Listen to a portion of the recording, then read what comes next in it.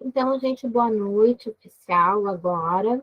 Então, a aula de hoje, né, ela se destina para a gente fazer uma revisão da psicogênese, certo? A gente vai conversar e a gente vai se encaminhar para as atividades mais práticas, identificação dos níveis e atividades práticas, né, que a gente pode desenvolver na sala de aula, né, no período de alfabetização, tá? Para começar a nossa aula de hoje, eu vou começar com uma história infantil, tá? Uma leitura que pode ser uma leitura de leite, para trabalhar com as crianças, ou pode ser também uma sequência didática, ou seja, eu posso encadear ações a partir dessa história. Sempre que a gente Professora, vai... Oi, posso fazer um pedido? sim. Tu pode explicar melhor o que significa psicogênese, porque eu li sobre isso e eu não entendi muito bem. É que eu não sou da pedagogia, né, professora? Eu não tenho o mesmo conhecimento que as outras alunas. Então eu preciso que tu me dê o teu entendimento a respeito disso, porque o que eu entendi lá é que era uma coisa meio como livre, muito Uhum. livre do entendimento da criança, ou esperar da criança o que ela pode oferecer, algo assim. Não sei se é isso. Uhum. Tá, então, a aula de hoje tem o objetivo exatamente de retomar essas questões, tá? Então, a aula hoje vai ser só sobre essas questões, sobre psicogênese, tá? Eu vou começar com a história infantil, mas depois eu vou retomar algumas coisas sobre psicogênese, sobre as leituras que vocês fizeram, tá? Então, é assim que está organizada a nossa aula de hoje, tá bem? Bom, vamos lá, então. Então, sempre que a gente vai trabalhar uma história, né, seja com crianças pequenas, seja com adolescentes ou adultos, né, a gente tem que fazer o que se chama de preparação para a leitura. Boa noite, Ken. A preparação para a leitura, ela é importante para que a criança vá, digamos, faça uma imersão nesse universo que a gente quer, né, ressaltar com a história infantil, para que ela possa começar a mobilizar os mecanismos de leitura, né, que são a predição e a inferência, certo? A predição, ela vem a partir da interação com a história. A inferência vem da bagagem que a criança tem da história, ou adolescente, ou jovem adulto, enfim. Então, essa história é sobre palhaço, tá? Se eu estivesse em sala de aula, o que, que eu iria fazer com as crianças antes de contar a história? Perguntar para eles se eles já viram algum palhaço, certamente já, porque tem o Patati Patatá, né? Talvez alguma criança tenha tido a vivência de ir a um circo, embora seja uma coisa que não ocorra tanto, né? Aí em Jaguarão, até o ano retrasado, eu me lembro de um circo. Agora eu não sei como é que tá, né? Mas enfim. Então, ver as vivências, o que, que elas sabem sobre palhaço antes de eu contar a história. Eu posso pedir, inclusive, que elas desenhem o palhaço que elas conhecem ou como elas acham que é o palhaço. Por quê?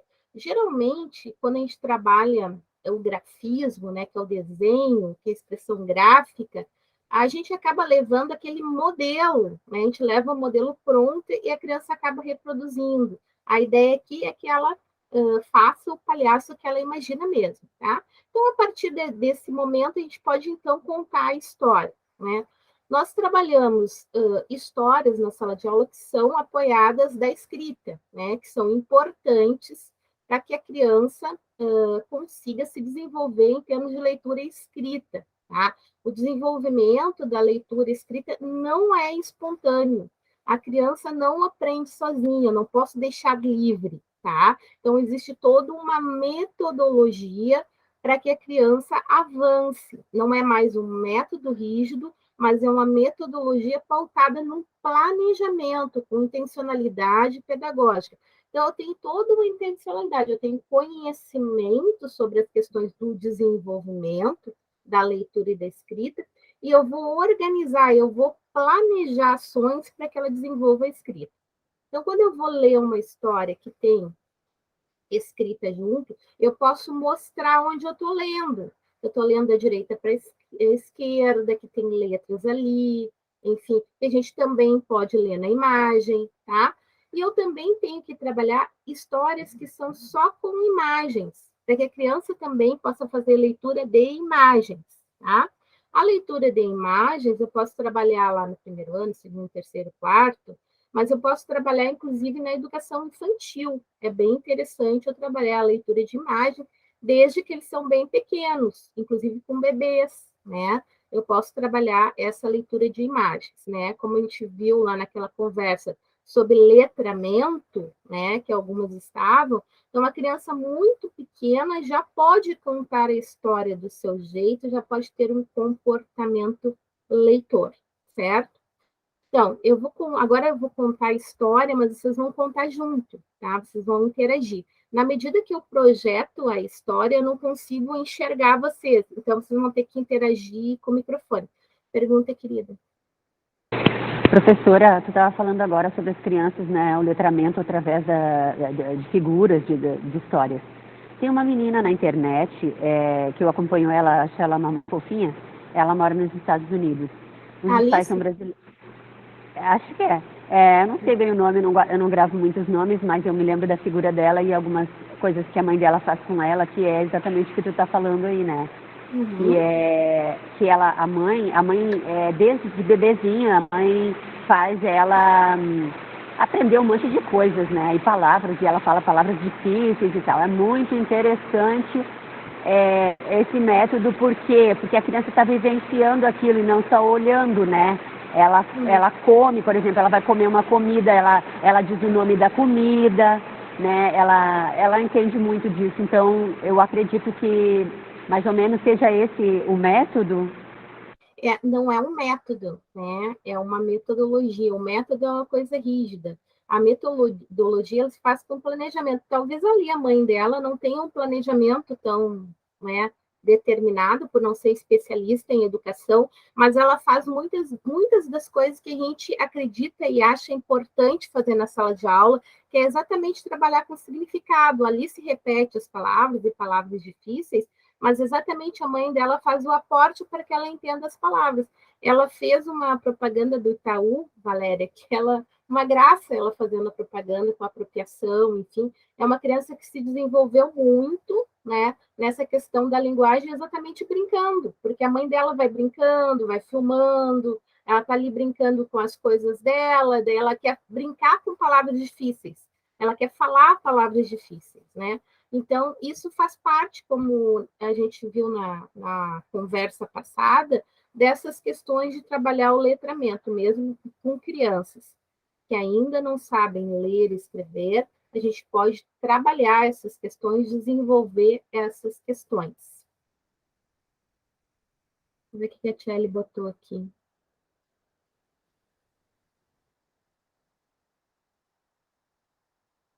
Claro, exatamente. A criança, naturalmente, ela tem curiosidade. Muitas vezes ela chega na escola e, infelizmente, pelas metodologias ou pelo método, às vezes a professora segue um método, né? E às vezes ela não segue um método rígido, ela pensa numa forma de organizar o planejamento, que é o que a gente vai ver.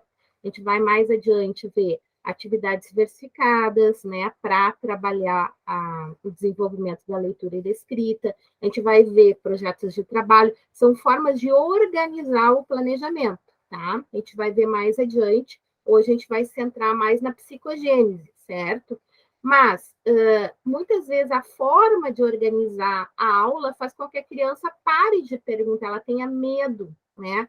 Ela não se arrisque a errar, né? E Piaget vai dizer que todo erro é construtivo, que a gente tem que trabalhar em cima dos erros, entre aspas, para que a criança possa avançar. Então, Piaget, né, é um estudioso, né, que foi, digamos, inspiração para Emília Ferreiro quando ela trabalhou a psicogênese da língua escrita. Então, a gente vai ver, vai conversar sobre isso na aula de hoje, tá? Mas vamos para a história, senão a gente não consegue fazer a sequência da aula. Diga, Valéria. Tá, deixa eu só complementar aqui, professora, porque senão daí eu não vou entender. Tu quer dizer com isso que o método antigo governo bloqueava as crianças, eu não consigo entender essa coisa. Tá, deixa eu terminar, professora, porque é uma coisa muito importante para mim isso. Claro. Quando tu afirma que Piaget diz que o erro é importante, é lógico que é. Mas se uma criança vem desde pequena aprendendo, se ela já tem essa interação com os pais, assim, é mais fácil dela chegar na escola. Por exemplo, eu alfabetizei meus filhos em casa, os 4, com o método antigo, como eu aprendi. Sim. Todos eles entraram na escola sabendo ler e escrever. Eles sempre foram alunos exemplares, nota 10. Tá? Então, eu não consigo entender quando tu fala, eu não sei se isso é uma mentalidade atual, de falar que as crianças tinham um problema grave com o ensinamento antigo, que elas eram bloqueadas, que elas não tinham aptidões delas ficarem assim à vontade para agir, que elas tinham medo de ir para a sala de aula. Eu não entendo isso quando vocês falam esse tipo de coisa, professora. Eu acho isso bastante, como é que eu vou dizer assim, sei lá, eu acho estranho, porque toda uma geração inteira aprendeu dessa forma. Só porque agora é diferente, o passado era... Claro, tinha um passado, muito passado, né, que tinha palmatória, que tinha aquela coisa toda. Mas isso aí era um pensamento medieval, né, professora? Eu estou falando de uma coisa mais meio termo. Eu, por exemplo, eu vou fazer 57 anos, eu passei um século e um milênio. Então, tem algum valor numa geração o ensino que a gente aprendeu naquela época. Eu não vejo nenhum problema no ensino que eu tive. Por isso que às vezes quando parece que afirma algumas coisas que agora as crianças têm liberdade para agir dentro da sala de aula, é um pouco estranho, na minha mente é estranho. Ótimo, eu não afirmei isso. O que eu disse? Né? Vamos lá. É importante a gente ouvir o que a pessoa diz e não colocar palavras no que ela disse. Né? O que eu disse? Que dependendo da metodologia do professor, ele não vê o erro como construtivo. Eu estou falando em atualmente, eu não estou falando antigamente, estou falando hoje, na sala de aula, né? E acaba podando a criança de poder se expressar, de poder colocar o seu pensamento. Isso é independente de ontem, de hoje, de método ou metodologias, formas de organizar o ensino. Nós temos profissionais e profissionais.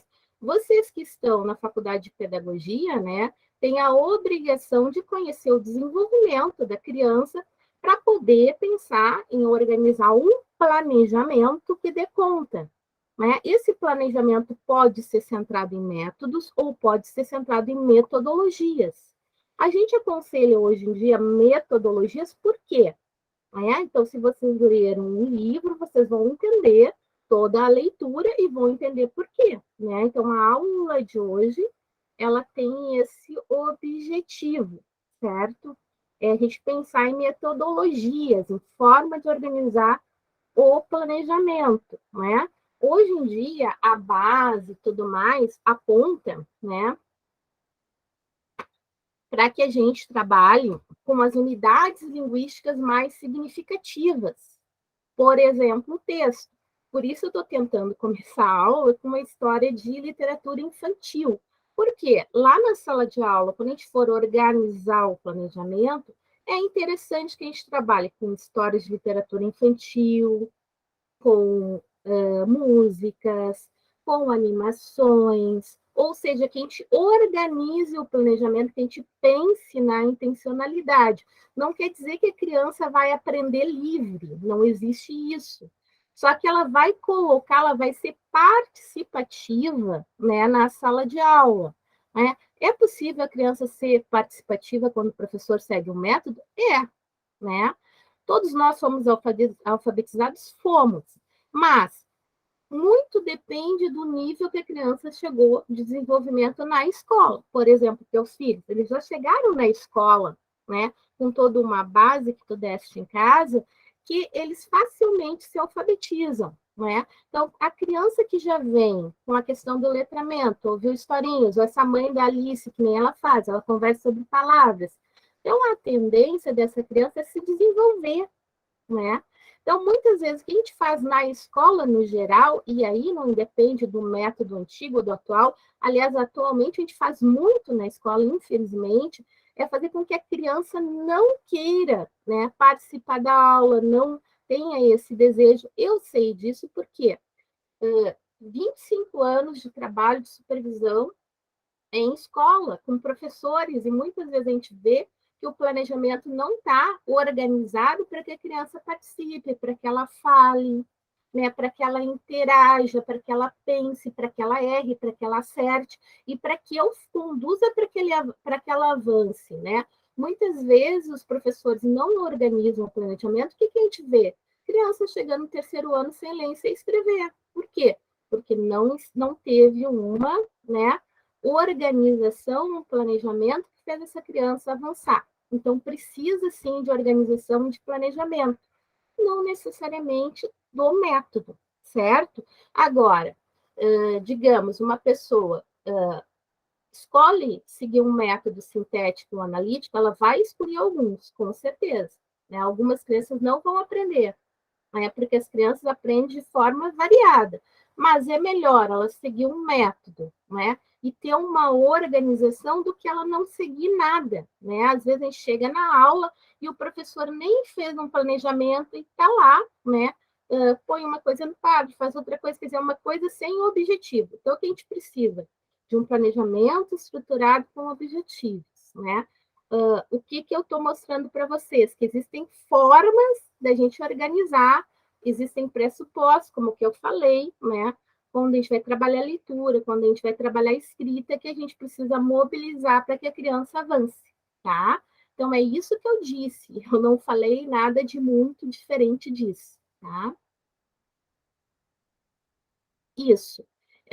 Para que ele possa alcançar os resultados e para que ele possa avaliar também o desenvolvimento das crianças, o que, que elas avançaram e como é que eu posso fazer para que elas avancem mais ainda. Esse é o meu objetivo sempre, tá?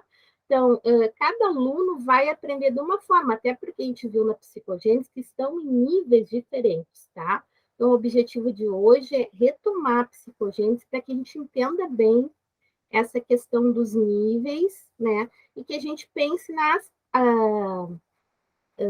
formas de intervenção, nas maneiras que a gente pode pensar intervenções para que eles avancem mais ainda, tá?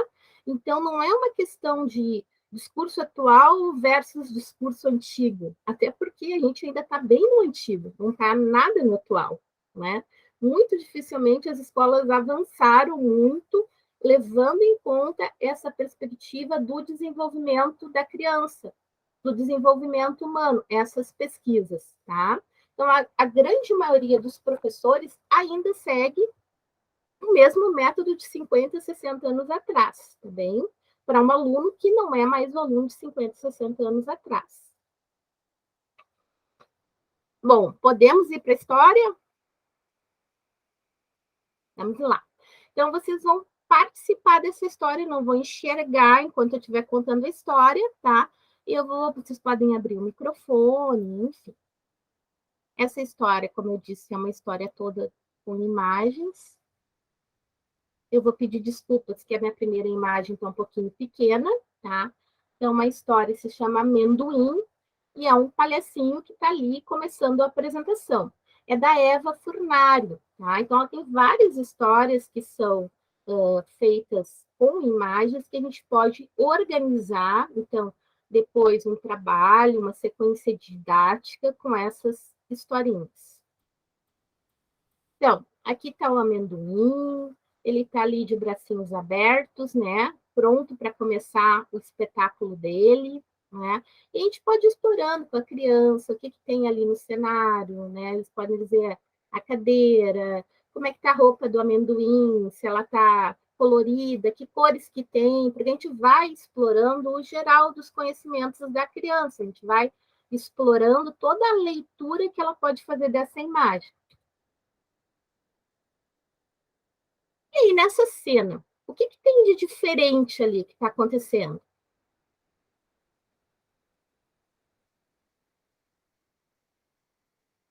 Ele tirou Ele o está se chapéu e apresentando. Isso, ele tirou o chapéu e tem um gancho, né? E o que, que será que vai acontecer depois? O gancho, o chapéu vai ficar preso no gancho.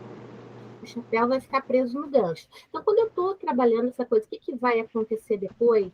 A gente está trabalhando a inferência, eles vão dizer as hipóteses deles. E aí não tem certo nem errado. Vamos ver o que vai acontecer na história, tá? Vamos lá.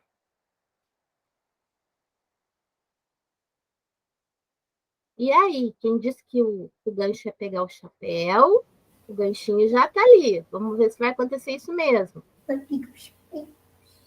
confidenciando o público. E agora, como é que tá a carinha do amendoim?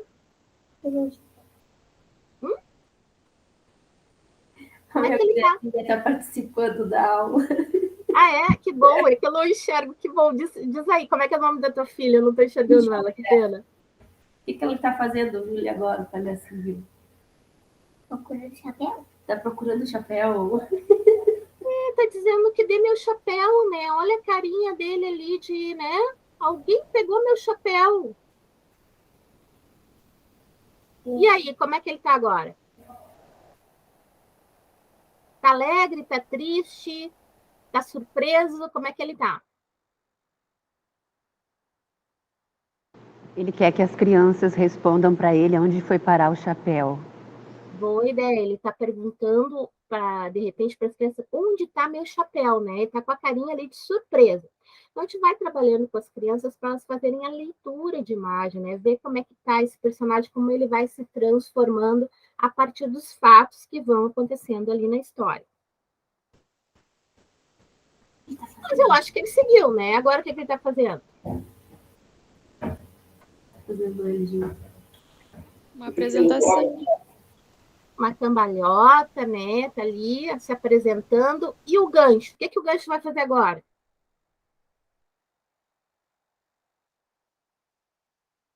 Pegar o sapato dele. O sapato. Vamos ver se é o sapato. Vamos lá. Pegou o sapato! E agora? Olha o que apareceu ali do amendoim. Aí a gente vai explorando. As crianças dizem, o pé com chulé, o pé com a meia rasgada. A gente vai vendo. E quem será que está lá em cima puxando essas coisas dele? Quem vocês acham que é?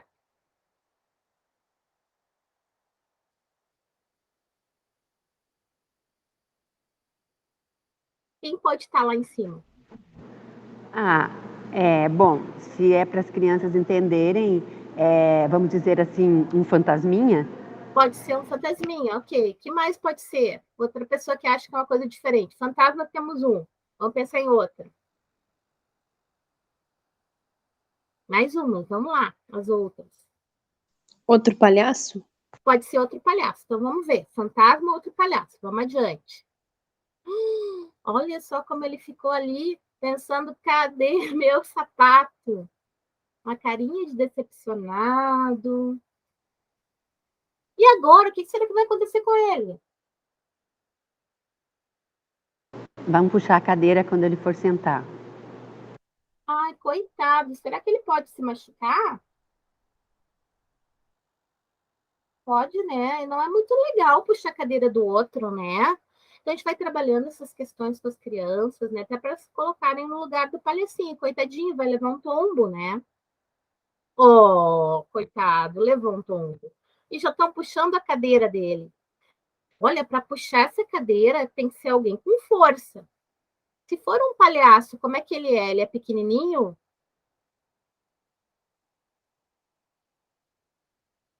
É alguém de palhaço, né? Será que ele é pequeno? Eu acredito que ele seja grande. Bem grande. E se for um fantasma, será que ele tem força? Um fantasminha para puxar? O fantasma tem. Tem uma força? Tem. Então, vamos ver. Eu acho que ele não está gostando disso. Olha só a carinha dele. A gente vai explorar isso bem com as crianças, né? Alguém já fez alguma coisa com um coleguinha que ele não gostou? Vai conversando. O objetivo é ir conversando com as crianças, tá? Agora ele está procurando para ver se ele acha quem fez isso. E aí tem crianças que dizem, prof, ele está procurando um lugar errado, é lá em cima, ali do lado, né? Que lado que ele está? Daí a gente pode explorar a questão da lateralidade, todas essas questões. E agora, olha só, o gancho está puxando ele. E o que vai acontecer com o palhacinho? Será que vai acontecer?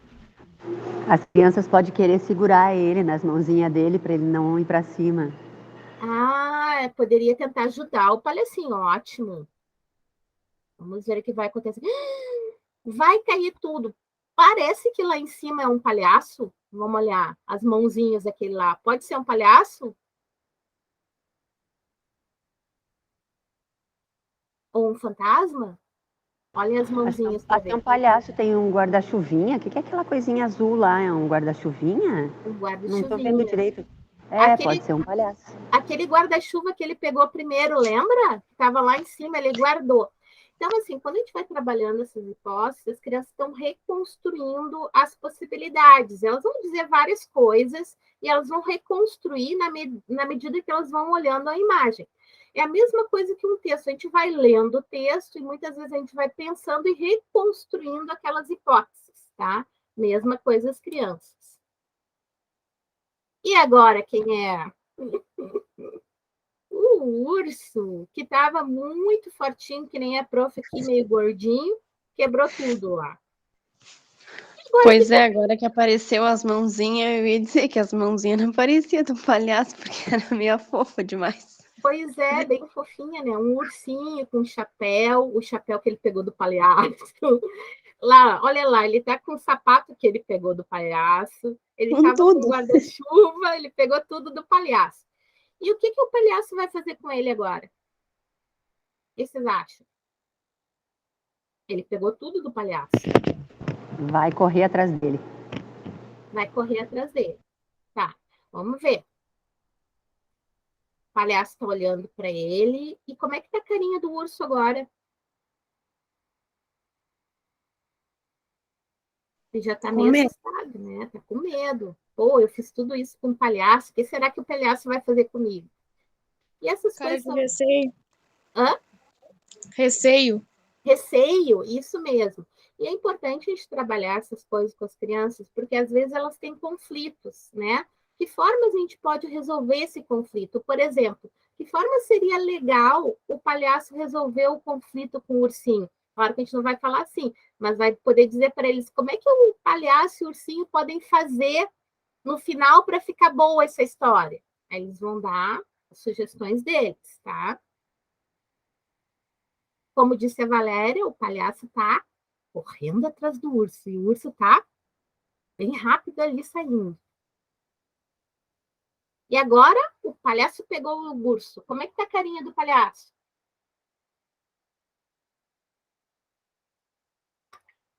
Agora ele disse, agora tu me paga. Vamos ver se ele vai fazer Parece isso. que tá amigável. Oi? Parece que tá amigável, assim, parece que não tá bravo com o urso. Parece que ele tá amigável. Vamos ver se ele vai conseguir fazer alguma coisa diferente com o urso. Ou vamos ver se ele vai fazer. Às vezes as crianças dizem, vai bater no urso, vai fazer isso. Então a gente pode nessa hora anotar todas as coisas que eles dizem. Isso depois a gente pode trabalhar com eles, tá? Agora, o que o palhaço está fazendo com o urso? Que parece que ele está fazendo.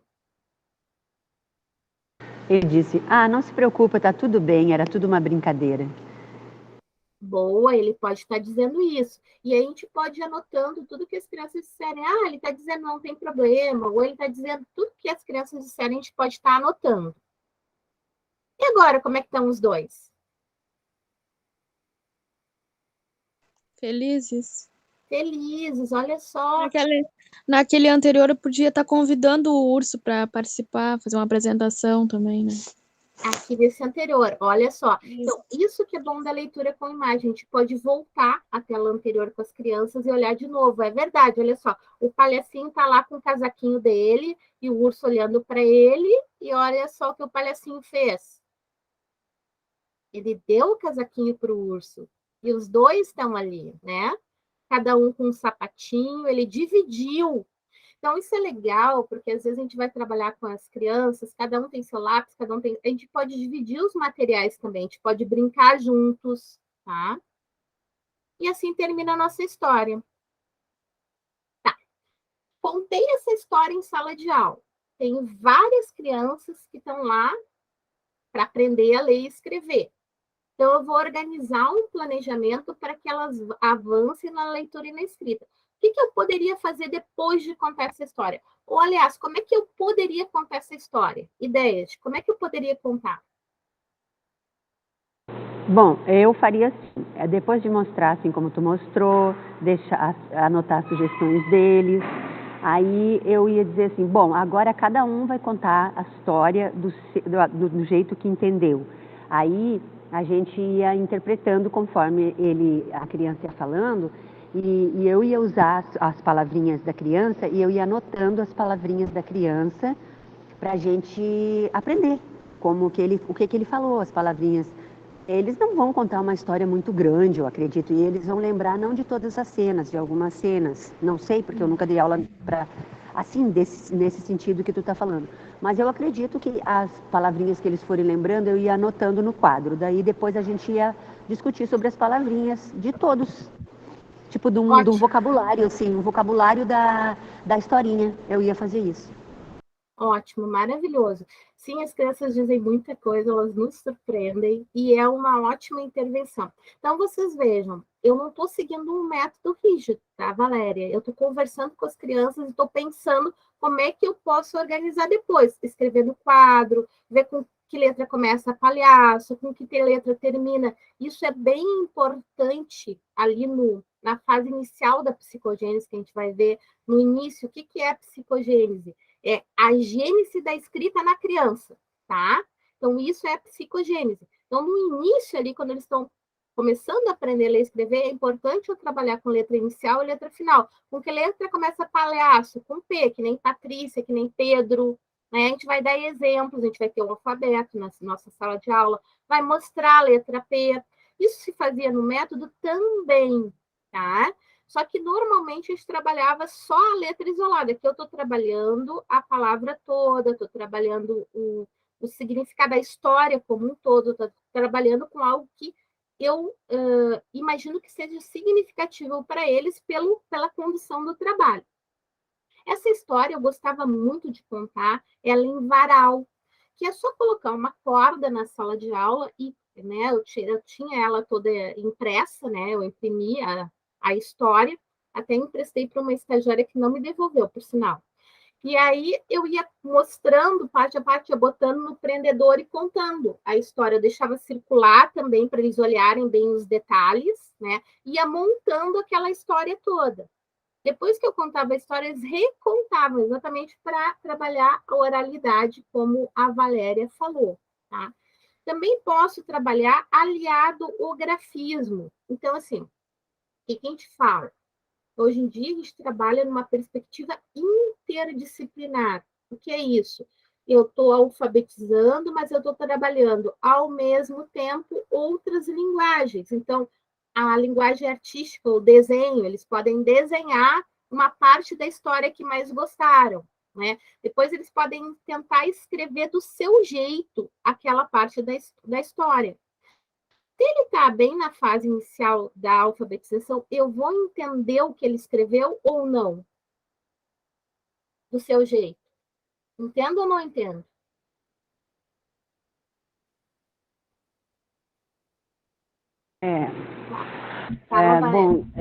Eu acho que tu não vai entender. Tu vai forçar ele fazer, não forçar, não é forçar. Tu vai tentar que ele entenda o correto para não ensinar o errado.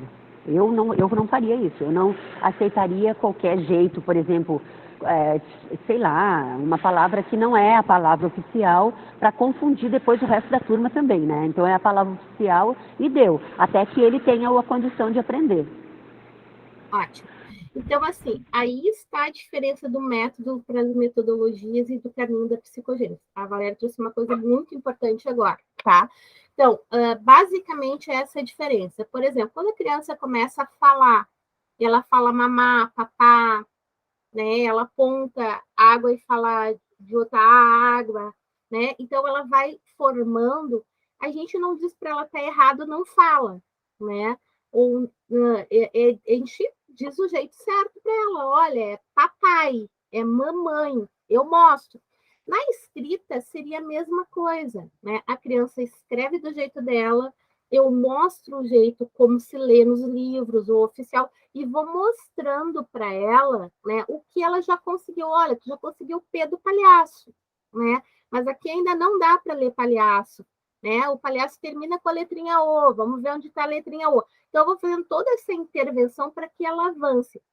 Se ela aprender desse jeito, ela vai gravar o errado?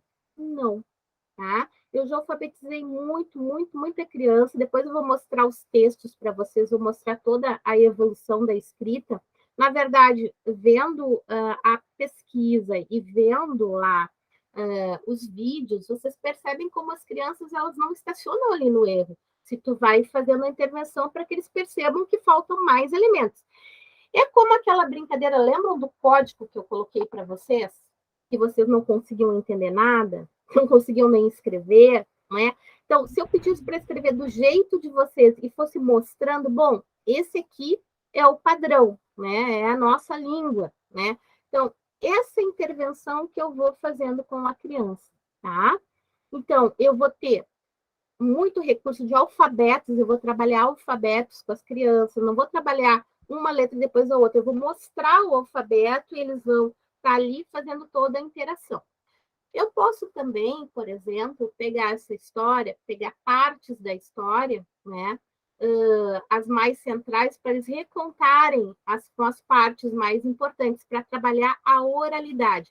A gente sempre trabalha a oralidade, a escrita juntas, tá? Eu posso fazer quebra-cabeças dessa história, dividir ela em 4, por exemplo, a imagem, eles têm que montar de novo. E aí eu posso contar com eles quantas partes que tinha, tá? Então, eu vou estar trabalhando o pensamento lógico matemático. Então, eu posso fazer N coisas a partir desta história. Posso pegar o quadro, tá? E escrever a palavra palhaço, tá? Por que eu digo quadro? Porque muitas vezes a gente associa, não, quadro faz parte de antigamente, a gente não usa mais, a gente usa sim, né? Só não vamos usar para eles copiarem a manhã inteira sem pensar. A gente vai usar o quadro.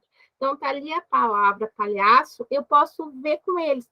Que outras palavras tem dentro de palhaço? Por exemplo, a palavra palha, né?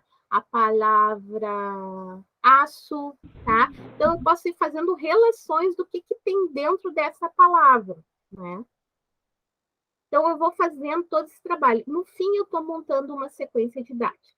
Bom, isso era só para a gente iniciar a aula. Então, agora, gente, o que eu vou fazer? Eu vou retomar toda a leitura que vocês fizeram da psicogênese, tentando centrar em alguns pontos para que a gente vá discutindo e vá pensando sobre esses pontos da leitura.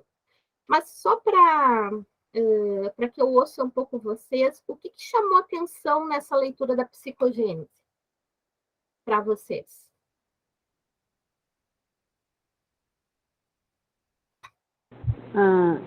Desculpe, eu estou sempre falando, mas é que eu sou assim mesmo, tá, professor? Não, é bom, ótimo. Desculpe, colegas, eu não sou exibida, mas acho que sou sim. Eu realmente me preocupei, professora. Eu fiquei preocupada. Bom, eu não sou da pedagogia, como tu sabes, né? Eu sou do turismo, então eu tenho um outro tipo de mentalidade. Eu não tenho mentalidade de pedagoga, tá? Eu até acho bem chato ser pedagoga. Desculpe, mas eu acho muito chato, eu jamais seria pedagoga. Mas, assim, me preocupou. Eu fiquei preocupada que, por exemplo, não usa mais o método, mas o que de fato vai fazer a criança ter um aprendizado salutar, ou seja, a cada série que ela for avançando, ela vai ter um aproveitamento, qual o aproveitamento, o que ela vai levar para a série seguinte, que conteúdo é esse, qual o nível de aprendizado, se toda a turma vai seguir na mesma linhagem, na mesma linha de aprendizado, ou vai assim, ó, vai um alfabetizado, um não alfabetizado. Por quê? O que o método antigo fazia? O método antigo te botava todo mundo na mesma linha. Não passava de ano, tu não passava, olha só, se tu não soubesse ler, não passava. Se tu não aprendia a ler no primeiro ano, era ano, né, não era série, Tu não ficava passava simplesmente. repetitiva, dia da Não, escola, quer excluía. ver a pior tristeza para uma criança que entrava com 7 anos de idade é rodar no primeiro ano. É para a vida toda. A criança nunca mais esquece. É um trauma. Então a criança se estrebuchava, não queria saber. E demais a mais, professora, também nós tínhamos assim, ó. Chegávamos em casa, tá? É claro que eu, desde os 7 anos de idade, faço faxina na casa da minha mãe, eu e a minha irmã fazíamos, a gente trabalhava já desde pequenininho, não caiu pedaço de ninguém, tá? E muito pelo contrário, a gente aprendeu uma profissão desde pequena, e a gente tinha o horário de fazer os temas, tá? Ficava na casa da avó e fazia os temas, não ia para aula sem tema, a professora verificava tudo, aí era ruim, né? Se não fizesse o tema, dava ruim. Então a gente já ia com tema. Quem ia sem tema, a gente via que dava ruim. Então o que acontece? Tu tinha um aprendizado linear, assim, entre todas as crianças, né? Dificilmente uma rodava. Muito dificilmente. Eu não me lembro, durante todo o meu percurso de ensino fundamental, que eu tenha rodado um coleguinha meu. Então, eu acredito ainda que isso funciona bem, tá? Claro que, logicamente, com o advento da internet e a facilidade que as crianças hoje deveriam ter, elas não estão tendo, tá? Porque o nível de aprendizagem atual das crianças é muito deficitário. Eu não sei o que está acontecendo, se os pais estão dando um computador quando a criança nasce, dão um tablet pro bebê, botam um tablet do lado do travesseirinho do bebê, deve ser isso, né? Aí a criança fica meio trancada. Porque assim, Eu acho que a eu dificuldade ativa a comecei a pessoa, aula entendeu? explicando o que está acontecendo, né?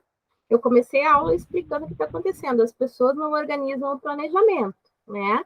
Então, a psicogênese, só para vocês entenderem, não é um método nem uma metodologia, ela é uma pesquisa. Ela mostra como se aprende. Assim como existem pesquisas na linha psicológica que mostram como a gente organiza os sentimentos, como organiza, como se constitui como pessoa. É uma pesquisa. Então, a gente tem que pegar os dados da pesquisa para organizar um planejamento, que é o que eu estou mostrando para vocês. Se não houver planejamento, não tem avanço. O que nós temos como problema atualmente? Falta de planejamento. Exatamente o que tu disseste. Eu tenho que ter um objetivo com a criança. Eu não posso deixar ela passar um ano inteiro sem eu fazer uma intervenção para que ela avance. Agora, a questão de antigamente todos se alfabetizavam não é verdade, tá? Nós temos N pesquisas da década de 60, 70, 80 que mostram que existia uma grande exclusão, uma grande evasão na escola. A maioria das crianças abandonava a escola, sim, quando repetia. Os métodos não davam conta de todos, não existe método que dê conta de todos, nem metodologia, tá? Nem metodologia, nem o que a gente tem hoje em dia dá conta de todos. Eu tenho que pensar exatamente para isso existe o planejamento e a avaliação. Então, eu vou ver, por exemplo, a Daiane aprendeu tal coisa, o que eu tenho que avançar com ela? Já sabe as letras.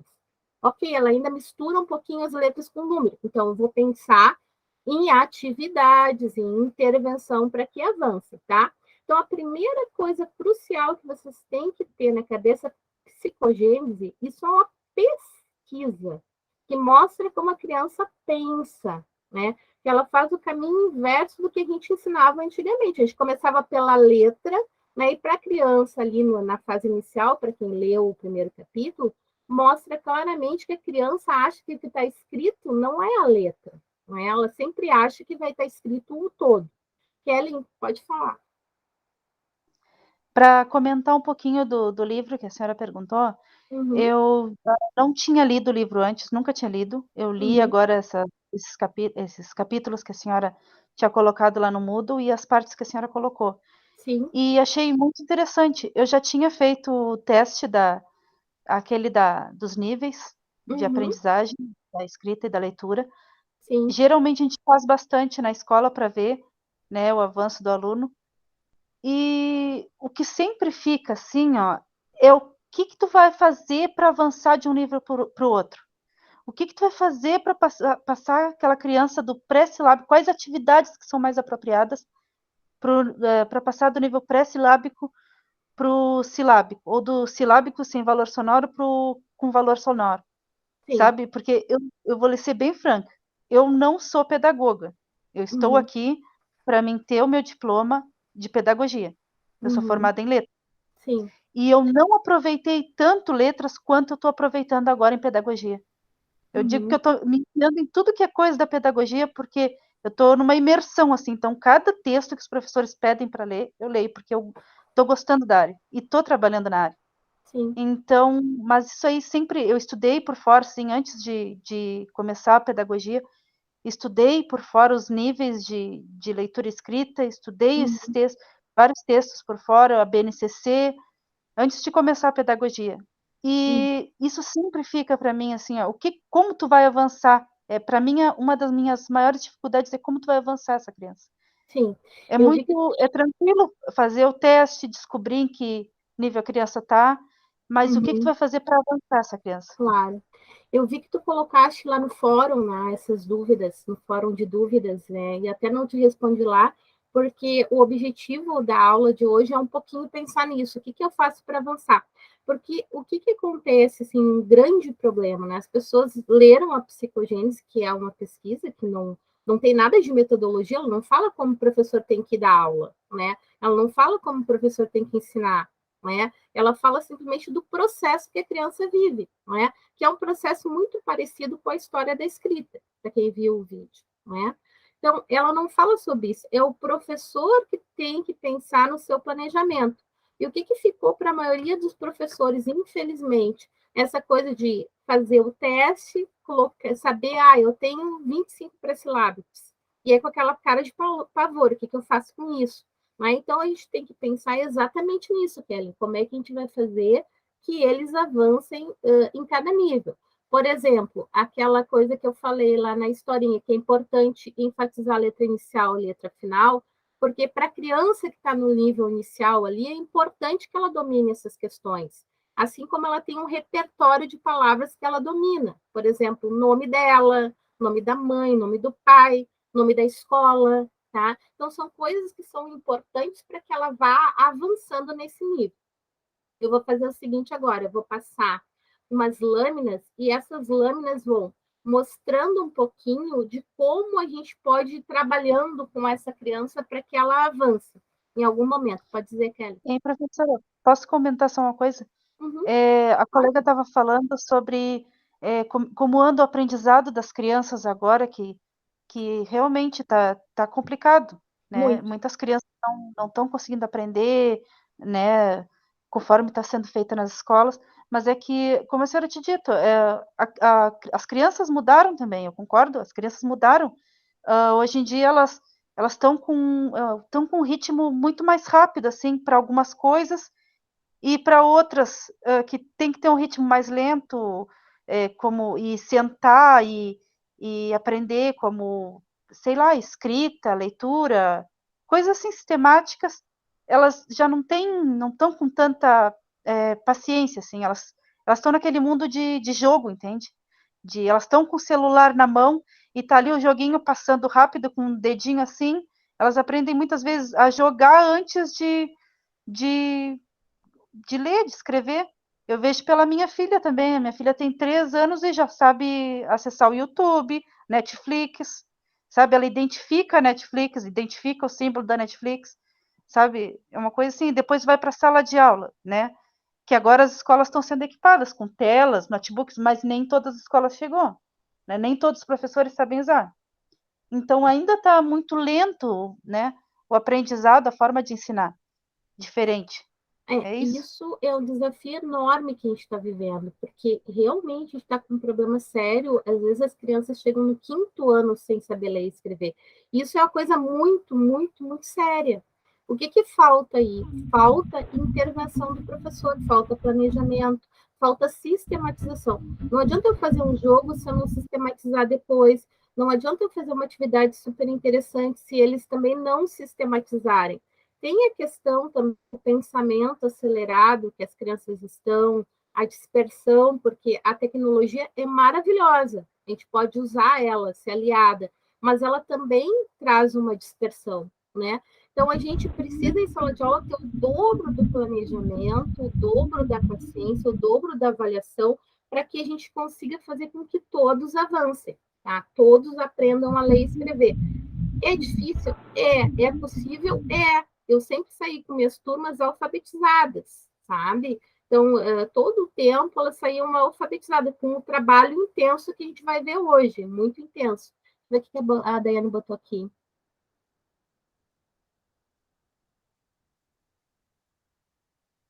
Sim, tem diferença de aprendizagem de uma criança para outra, tem crianças que ficam mais tempo no nível pré-silábico, tem crianças que rapidamente vão do silábico para o silábico alfabético, tem diferenças das crianças, assim como tem diferenças nossas, tem pessoas que aprendem melhor de uma forma, né, lendo e registrando o que leem, fazendo resumos, então as crianças também aprendem de forma diferente. Então, por isso que ser pedagogo, ser especialista em educação, é uma coisa que exige bastante, que a gente tem que ter esse conhecimento para dar conta destas diferenças em sala de aula. A gente tem 20 alunos, nenhum é igual ao outro, nenhum aprende igual, tá? Kelly, tu quer perguntar alguma coisa ainda? Tá com a mãozinha? Ou esqueceu? Só para comentar, professora, a gente ficou 2 anos fora em pandemia, né? Nesses 2 anos, foi feito o ensino assim, ó, como a senhora sabe, por meio de folhinhas, e algumas escolas, alguns professores, algumas escolas tiveram condições de ou dar aulas por vídeo, ou fazer via Meet em outro horário, e tem algumas escolas que não. O que, vamos dizer que deu certo, não que tenha dado certo, mas é o que deu para fazer foi as tais das folhinhas, que muitas vezes vinham com uma escrita que nem do aluno era. Às vezes vinha com uma escrita em letra cursiva perfeita, que a gente sabia que aquele aluno não tinha condições no momento de fazer aquela letra, por exemplo. O que aconteceu? No final do ano passado, voltou às aulas presenciais. E o que os professores de todas as escolas do município foram orientados a fazer? Um teste de nível de escrita e de leitura, com aquelas 4 palavras, né? E a frase, e um mini texto, um texto pequeno. Que se o aluno, e o critério para passar o aluno de um nível para o outro era, se aquele aluno conseguisse ler aquele mini texto, que era basicamente quase uma frase, não podia ser muito extenso, aquele aluno progredia. Então tiveram vários, não, e fora que se os pais para o aluno reter de um ano para o outro, os pais tinham que vir à escola e assinar um termo dizendo que eles queriam que o aluno retesse. O que aconteceu? Vários alunos que já estavam evadidos, os pais não vieram. Não vieram assinar o termo. Então, os alunos automaticamente progrediram. Passaram alunos do 3º ano sem saber ler e escrever para o 4º, do 4º para o 5º, do 5º para o 6º. E da mesma forma que o aluno sabia ler uma palavrinha que fosse, ou tivesse no nível silábico, né, com valor sonoro, que era o mínimo que se aceitava, ele podia passar. Aconteceu muito isso. Tanto é que eu estou no 4º ano agora e eu tenho alunos ali que não reconhecem letras, tem alunos que não conseguem escrever algumas palavrinhas, mas não conseguem ler. Assim como eu tenho 2 alunos que, como a colega tinha falado, a Daiane, que tem essa diferença. Alguns conseguem passar mais rápido de um nível para outro do que outros alunos. Sim. E tem 2 que passaram sim. Sabe? Por Fiquei isso surpresa. Que eu gosto de trabalhar com atividades diversificadas na alfabetização. Do mesmo fio condutor, de uma história, de uma música, tu pensar em atividades diferentes para um nível e para outro, né? Com o mesmo repertório, mas atividades diversificadas. Que é o que a gente vai fazer, então, na próxima aula. A gente vai ter uma aula bem prática, né? Só sobre isso, para a gente poder avançar. Mas vamos tentar agora retomar passo a passo, senão a gente vai acabar perdendo o foco e não vamos avançar muito na nossa aula. Fala, Valéria. Tá, eu vou perguntar bem rápido então. Professora, estou mais apavorada ainda. Agora com essa declaração da Kellen aí e mais o que tu falou anteriormente, eu observei que tem uma lacuna. Sim. Tem uma lacuna no processo. E eu sei onde ela é. São os pais. Os pais dessa última geração, tá, da geração 2000 particularmente, eles já vieram um pouco assim, desligados do mundo real, vamos dizer assim, tá? Eles já estavam ligados no mundo virtual. Então, eles acabaram tendo filhos, infelizmente a juventude ainda casa cedo, o que eu acho um grave erro, né? E pior que isso, não o casamento, o ter filhos muito cedo. Eles não estão prontos, não estão preparados, nem eles mesmos. Às vezes são pessoas que desistiram também de estudar, eles não dão a importância que o estudo tem para as crianças, que as séries iniciais têm. Outro problema grave que eu não aceito e não concordo é uma criança entrar para a escolinha com 4 anos de idade. Eu nem entendi por que isso aconteceu. Eu acho que isso é um absurdo. Isso que é a idade da criança brincar livremente no pátio, de pé descalço, subir em árvore. Nada de escola, nada dessa coisa de sistema já entrando na vida da criança tão jovenzinha.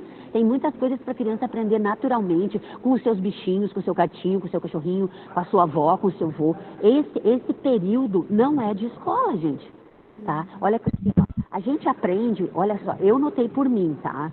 Que eu tive o melhor aprendizado não no tempo que o sistema declarou, ou seja, dos 7 anos de idade até os 14, eu estava no ensino fundamental, depois ensino médio, com 18 anos eu estava pronta, depois eu fui para a faculdade, aí quando com 19 anos eu entrei na faculdade, eu não fiquei porque eu não tinha preparação nenhuma.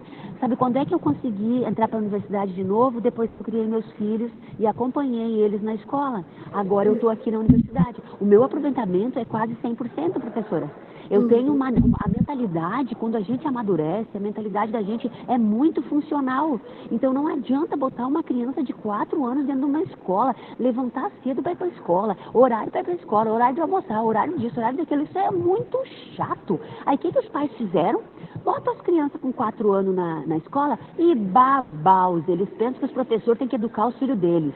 E aí é uma lacuna absurda na vida da criança. Quando era o horário, o período das mães começarem uma alfabetização igual a mãe da Alice faz, assim, mostrando as coisas, a criança diz, mãe, quero, como é que é? O meu filho dizia agal, água ele chamava agal.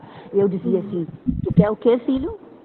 Agal, mãe. Eu dizia, não, água, filho, água, diz água que a mãe dá. Aí ele forçava um pouquinho e começou a aprender. Então, se perdeu esse período, professora, e agora como é que recupera isso? Tá, vamos tentar pensar, bom, se eu tenho uma sala de aula desta forma, eu tenho que trabalhar com as crianças. Independente de eu tentar achar os culpados, eu vou fazer o meu trabalho. Então, eu vou planejar. Então, eu vou ter conhecimento para poder planejar, tá? É isso. Então, eu não vou pensar se o culpado é o pai, se é isso, se é aquilo. Eu vou pensar, eu, como profissional, o que eu vou fazer? Né? Até porque, às vezes, a gente não tem nem pai. Eu trabalhei com meninos de rua muitos anos, aí não tinha pai, não tinha mãe, era eu com eles, tá? Então, vamos pensar assim, agora a gente não está aqui para discutir a educação infantil, senão teria muito plano para manga, mas vamos pensar em termos do que a gente está estudando aqui na disciplina, o que a gente pode fazer para que essas crianças avancem, tá? Então, sempre claro que pensando que elas precisam brincar, ok, elas precisam brincar, elas precisam ser crianças, obviamente, mas eu posso trabalhar a língua de uma forma lúdica e eles brincarem igual, tá? E, aliás, a educação infantil é muitas vezes a única oportunidade que crianças pobres têm de ter contato com livro, de ter contato com brinquedos, de poder brincar em grupo. Nem toda criança tem ali a mãe, o pai, a avó, uma estrutura muitas vezes. Bom, vamos lá para os nossos slides da psicogênese, então, que era o início da nossa aula, que já tem 1 hora de aula e não chegamos ali ainda. Então, assim, ó, uma das coisas básicas dessa pesquisa, tá? Que diz, né, que a Emília Ferreira traz, que é importante, que ler não é decifrar e escrever não é copiar, tá? Então, não basta o que a Kellen falou ali de ler uma pequena frase. Isso não significa estar alfabetizado ou copiar uma pequena frase. Então, isso é um pressuposto teórico. Ela aqui não está pensando nem em metodologia, nem em método. Ela chegou a essa conclusão fazendo toda uma pesquisa. Aquilo foi uma pesquisa de muitos anos, feita na Argentina, feita em outros países, aqui no Brasil. Vários outros pesquisadores, como a Esther Grossi, do GEMPA lá, fez a mesma pesquisa com várias crianças, e esses pressupostos teóricos vieram de uma pesquisa, tá? Que eu não vou mostrar para a gente poder avançar para os níveis, tá? Então, o nível 1, ou a hipótese pré-silábica, tá? Então, ali na pesquisa, eles perceberam que as crianças, antes de pensar na sílaba, né? Ou seja, antes de pensar que a escrita representa a fala, elas têm outras hipóteses. Elas não vão estabelecer, então, o vínculo entre a fala e a escrita, tá? Elas vão achar que se escreve qualquer outra coisa menos o que se fala. Então, para ela poder se dar conta que se escreve o que se fala, né? Muitas vezes a gente começa lá o trabalho da educação infantil dizendo para elas, olha a mochila, vamos botar a mochila no gancho, né?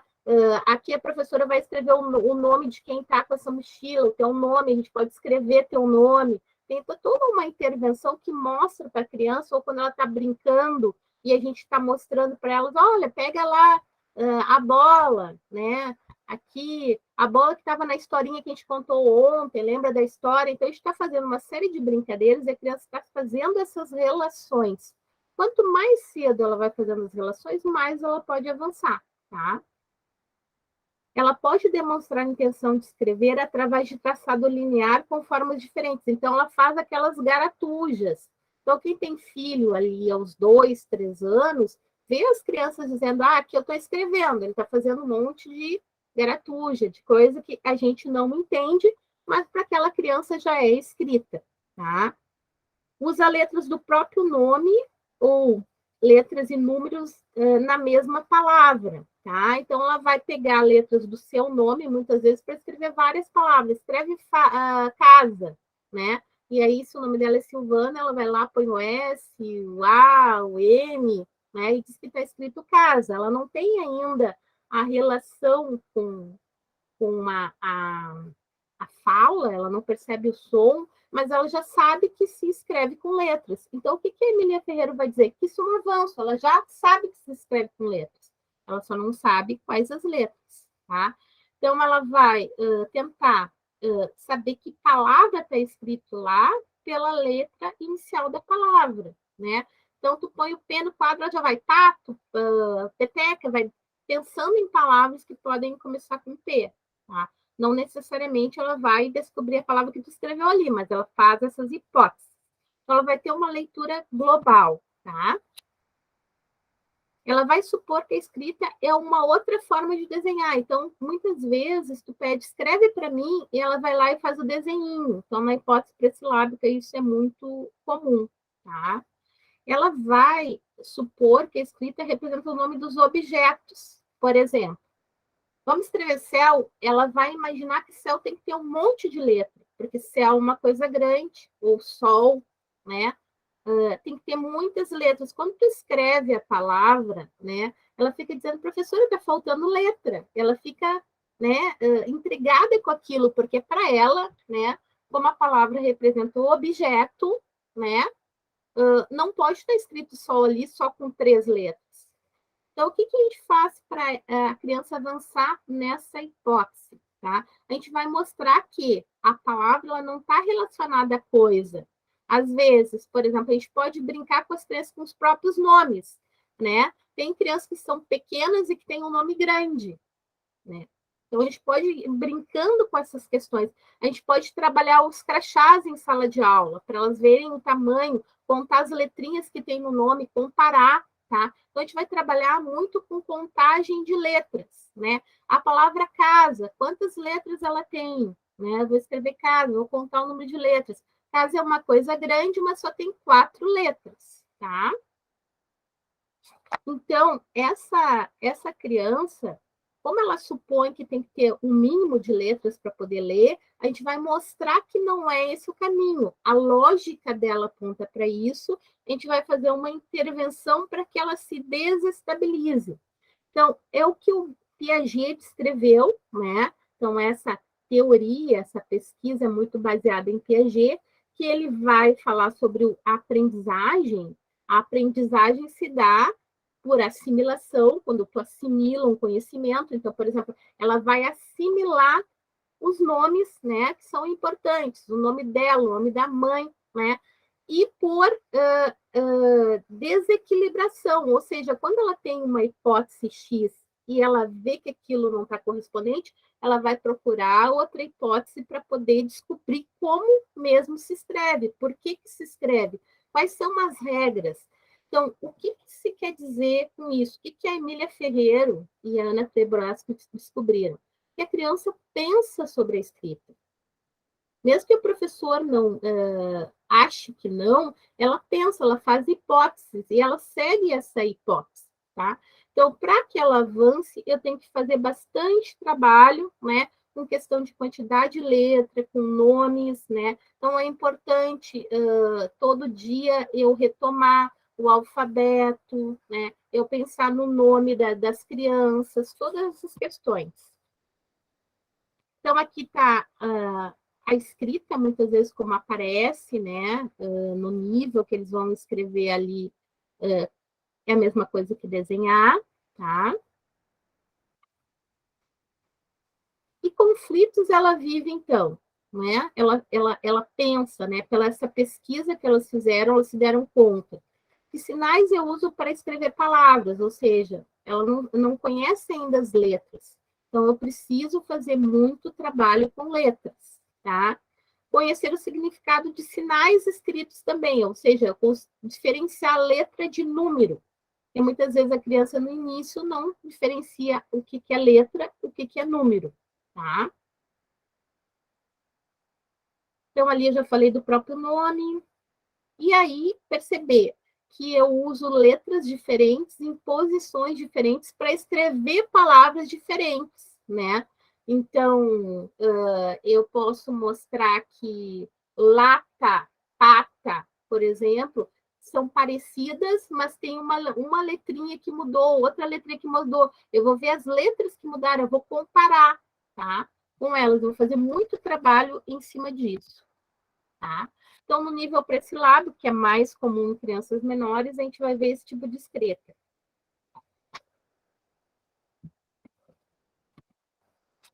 Então, o que é bom para a criança nessa etapa? O alfabeto móvel, tá? Eu posso comprar aquelas letrinhas prontas, eu posso fazer o alfabeto, vários alfabetos, para ela reconhecer as letras, para montar palavras. Eu posso dar os crachazinhos e pedir para elas, por exemplo, deixa eu só interromper que eu já compartilho de novo. Para elas montarem de novo. Então, é importante eu trabalhar com crachás, né? Para que elas identifiquem o nome delas, podem fazer desenho do que mais gostam de fazer, contar as letras do nome, né? Aí eu posso tapar, por exemplo, se eu tapar o início aqui de Jordana, está escrito ainda teu nome? Não está escrito. O que falta? Precisa das outras letras? Não precisa das outras letras? Se eu tapar essa partezinha, o que será que fica da Jordana? Tá? E aí, letra ela, fica só o Jô, tá? Eu posso fazer alfabetos diferentes, e aí não precisa ser aquele alfabeto que eu só faço. Por exemplo, aqui um alfabeto que eu fiz a parte da letra, e ali ele fez o desenho de uma coisa com A, e eu posso deixar espaço para fazer mais desenhozinhos, tá? Então, eu vou trabalhar com várias questões que trabalham essas letras que eu falei, né? A gente pode fazer as letras para trabalhar, né? A gente pode trabalhar, essa é uma atividade pronta, mas eu posso também confeccionar, né? Na letra A, o que a árvore vai onde? Eu posso tirar todas as coisas e ir perguntando para eles onde é que a gente põe, por exemplo, a casa. Eu vou botar lá no C. Então, eu vou fazendo esse tipo de brincadeira com eles, vou desafiando para que eles possam ir avançando, então, na escrita deles, tá? Então, a coisa de eu escrever o que tem na sala de aula, a cadeira, o armário, tá? Mostrar para eles, etiquetar, isso tudo é importante eu fazer com criança pré-silábica, tá?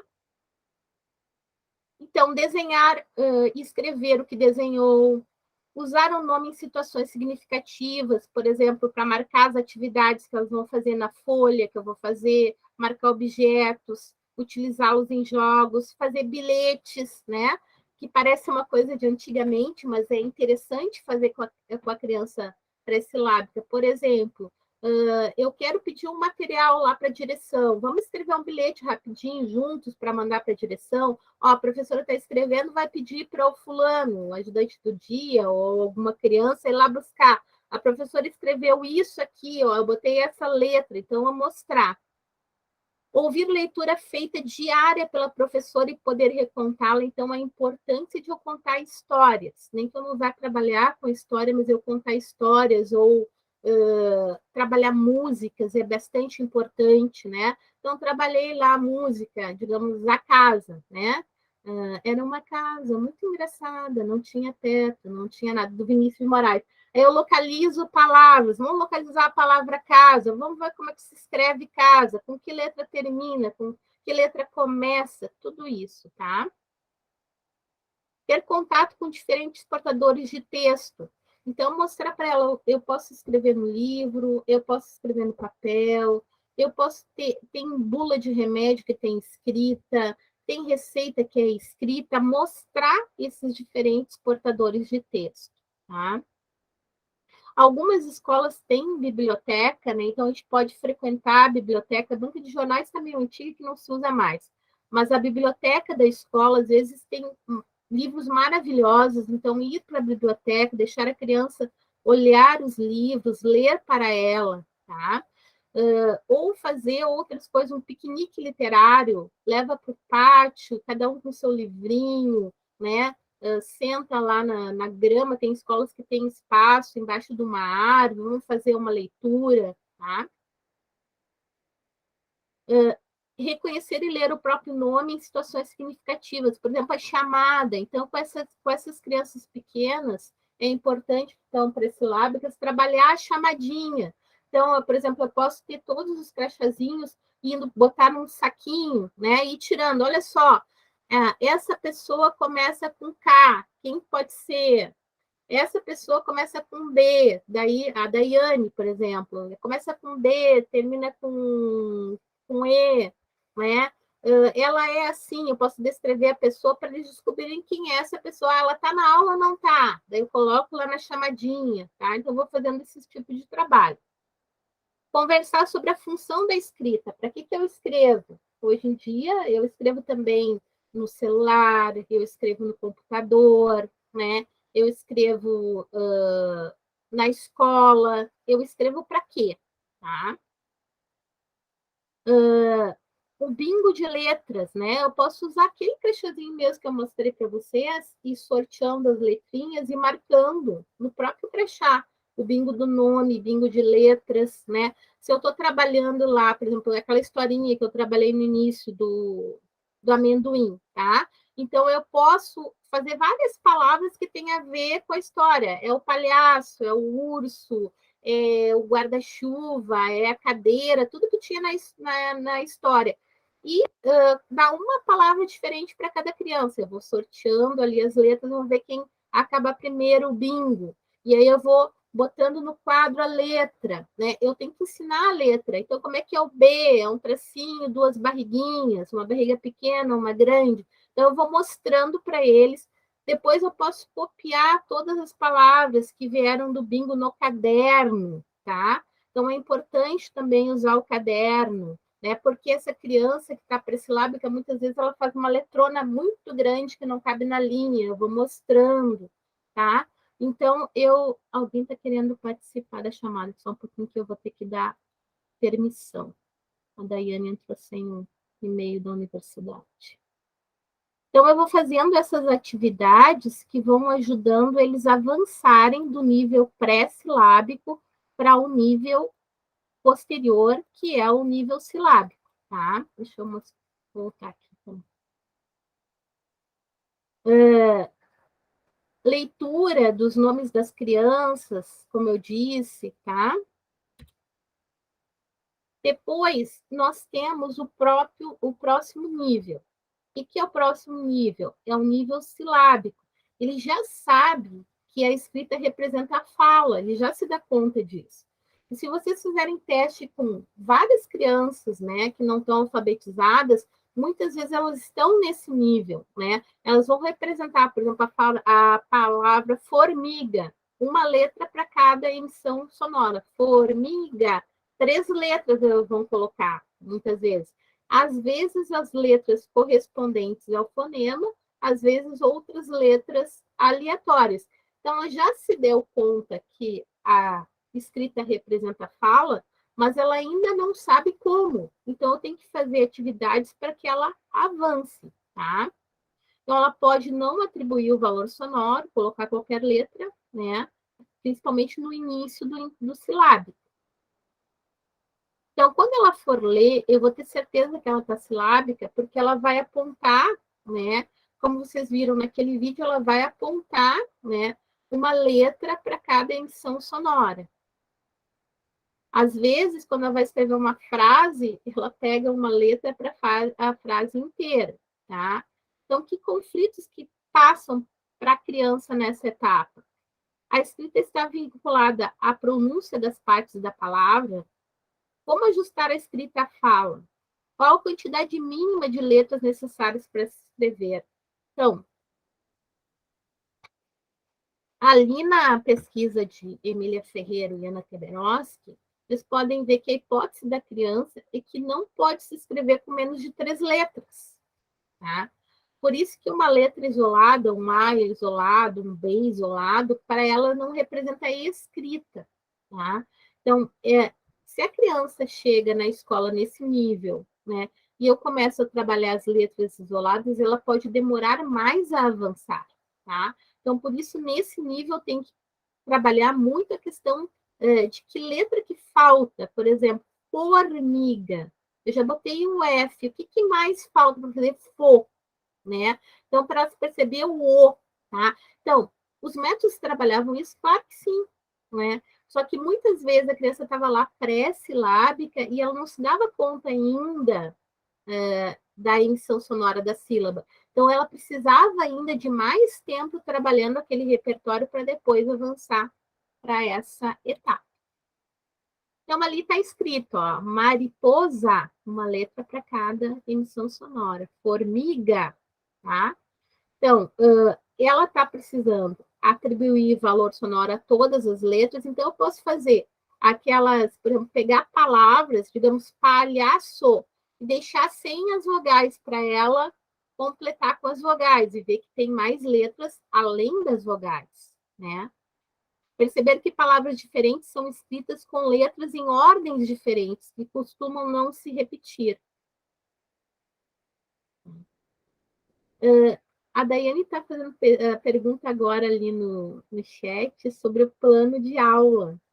Tá? Eu não vou trabalhar o plano de aula com vocês, Daiane, até eu deixei para a aula que vem conversar sobre isso. A gente vai trabalhar só um material para alfabetização, um jogo, por isso que eu estou dando ideias, o que pode fazer com cada nível. Vou escolher um nível e fazer uma atividade, mas isso eu vou falar na próxima aula. Hoje a gente só vai revisar a psicogênese, tá? Então, as atividades favoráveis, todas que eu usei no nível anterior, tá? Mas comparar e relacionar escritas diversas, que eu vou estar trabalhando, escrever pequenos textos que eu memorizo, parlenda, poema, música, trava-língua, né? Para que ela perceba a repetição das palavras. Lá vem o pato, pata aqui, pata colar. Então, a palavra pato, ela localizável, que se repete, né? Essas coisas todas. Relacionar figura às palavras. Então, o desenho é a imagem do pato é a palavra pato, tá? Reconhecer a letra inicial e a final de novo, tá? Ler várias vezes o mesmo texto, tá? Então, por exemplo, eu trabalhei a música num dia, eu posso deixar a música ali num papel pardo na sala de aula, no dia seguinte a gente canta e de novo eu posso chamar uma criança. Agora vamos ver se tu acha para a professora a palavra casa, né? Se for a letra da música casa. Então, a palavra é pequena ou é grande? Sempre vou estar fazendo essas intervenções para que eles vão avançando ali nos níveis. Então, ali a Ferreiro, na pesquisa que ela fez, ela vai dizer que a hipótese silábica é uma construção original das crianças, que não pode ser atribuída a uma transmissão por parte do adulto. Então, ninguém ensinou a criança que ela tem que botar uma letra para cada emissão sonora. Muito pelo contrário, os professores, os adultos, normalmente consideravam isso como um erro. Aqui, Ferreiro está mostrando que não é um erro, é uma forma que ela interpreta a escrita, ela acha que é assim, tá? Não somente pode coexistir com formas estáveis aprendidas globalmente, com o que a gente ensinou, mas que pode aparecer quando ainda não tem letras escritas no sentido escrito. Então, ela pode usar outros símbolos e já estar no nível silábico. Então, no nível 3, né, quando ela está bem consolidada nesse nível 3, no nível silábico, ela, como eu já disse, ela sabe que a escrita representa a fala, ela tenta fonetizar a escrita e dar valor sonoro às letras. Então, ela vai começar a fazer assim. Professora, pato, né? Pá, é o A, né? Mas qual é a outra letra para fazer o pá, né? Então, tu vai mostrar, precisa do P, tá? Então, vocês percebem que não é deixar a criança ficar naquele nível, deixar ela sem o padrão, deixar ela não avançar, é fazer uma intervenção para que ela avance. Já supõe que a menor unidade da língua seria a sílaba, então ela tem essa consciência. Em frases, pode escrever uma letra para cada palavra. Tá? Então, quais os conflitos que ela vive? Então, a escrita está vinculada à pronúncia das partes da palavra, então ela se deu conta já de uma emissão sonora para cada sílaba. O que mais falta? Como é que eu divido uma palavra? Onde começa a palavra? Onde termina a palavra? Que é uma grande dúvida da criança. Então, como fazer esse ajuste, né? Então, ela vai se perguntar sobre isso, tá? Normalmente, quando ela já está, digamos assim, mais consolidada, ela vai usar ou as vogais ou as consoantes, que nem ali menina, bonita, laço, fita. No caso aqui, palavras daquela história menina bonita do laço de fita, não é? E aí, o que tu vai fazer? Tu vai mostrar para ela do lado, olha, menina, bonita, laço, como se escreve, tá? Então, ela precisa ainda atribuir valor sonoro a todas as letras, tá? Aceitar que eu não preciso muitas letras para escrever, que pode ter palavras com poucas letras, tá? Perceber que palavras diferentes são escritas com letras em ordens diferentes que costumam não se repetir. Então, atividades favoráveis, aquelas cruzadinhas são interessantes, mas com banco de palavras, para elas terem apoio, tá? Porque a cruzadinha tem a questão da localização espacial, que para uma criança pré-silábica ou silábica é difícil, né? Eles não sabem onde colocar cada letra, tá? Então, por exemplo, está escrito lá casa, né? Eles tendem a botar o C e o A ali, ou o C e o S, e deixar as outras sem preencher, porque eles não sabem exatamente onde localizar, então precisa do banco de palavras. Caça-palavra, com e sem banco de palavras. Completar lacunas em textos, né? Então, eu vou deixar texto com algumas lacunas para elas completarem. Construir dicionários, né? Trabalhar com rimas de palavras, então, muito a consciência fonológica, que a gente chama, o som das palavras, né? Para Silvana, rima com banana, meio ruim essa minha rima, mas tá. Silvana, banana, porque termina do mesmo jeito, tá? Então, ver as diferentes rimas que a gente pode trabalhar os sons, tá? Jogos variados para associar o desenho e o nome, tá? Colocar letras em ordem alfabética também é interessante, e sempre contar a quantidade de letras. Depois, a criança vai para a próxima etapa, tá? E isso pode ser bem rapidamente, pode demorar mais tempo. Vai depender de cada criança. Pela minha experiência, eu percebo que demora mais tempo da criança sair do pré-silábico para o silábico. Quando ela chega no silábico, é rápido para chegar no silábico alfabético. O que é a hipótese silábica alfabética? Como diz, ora ela está escrevendo de forma silábica, ora ela escreve de forma alfabética. Ela vai oscilar entre esses dois, tá? Então, antigamente, a gente dizia, ela comeu letras, né? A concepção que se tinha antes dessa pesquisa, que é uma pesquisa, era que a criança, por exemplo, quando escrevia formiga, escreveu F-O, daí não escreveu o R, o M e o A. Ela comeu letras. Não, ela não comeu, ela avançou. Só que ela ainda não consegue se dar conta da sílaba, tá? Então, ela já sabe que a escrita representa o som da fala, ela vai fazer uma leitura aí não mais globalizada que nem o nível pré-silábico, ela vai tentar ler a sílaba, tá? Ela vai conseguir combinar as vogais e consoantes numa mesma palavra, numa tentativa de combinar os sons, sem tornar ainda sua escrita associável. Por quê? Porque se a gente não registrar, como eu disse lá no início, a gente não vai saber o que a criança quis dizer ali, tá? A gente só vai saber quando ela chegar na hipótese alfabética, tá? Então, por exemplo, cal para cavalo. E o que eu vou mostrar para ela? Aí tu já conseguiste fazer o K, mas ainda faltam umas outras letras. O L tem no cavalo, né? Mas eu tenho K-vá. O que falta? Daí eu vou trabalhar o som, o vá. Como é que eu faço o vá? Aí eu vou mostrar lá no alfabeto, ó, o V da vela, o V da Verônica, o V do valo, tá? Então eu vou mostrar lá o que está faltando. Então, ela está percebendo a necessidade de mais letras, ela está no conflito, e a gente vai ajudar, né, ela a avançar nesse conflito que ela está vivendo, tá? Ela pode oscilar em alguns momentos, voltar à hipótese silábica, porque ela está em conflito, não está sabendo mais como fazer, então a gente vai fazer intervenções para que ela avance, tá? Então, ali, por exemplo, a escrita de cabelo, ela pode escrever assim, cabelo. O lo já está, né, a sílaba toda, o restante ainda não.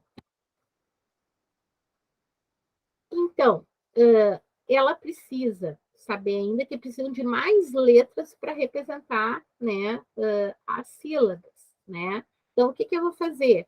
Todas as atividades que eu fiz no nível anterior, né? Mas, por exemplo, trabalhe com as sílabas, tá?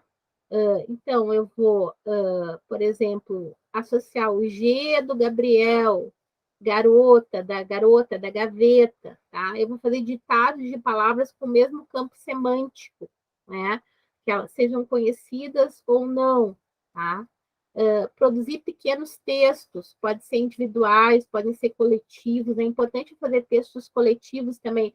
Sei lá, fiz um passeio, fui ao museu com as crianças, então vamos escrever o que a gente fez no passeio, o que a gente viu, tá? Reescrever histórias individualmente ou coletivamente, então reescrever tentando melhorar, tentando acrescentar letras, tá? Então, ali mais algumas palavras, né, no nível silábico alfabético.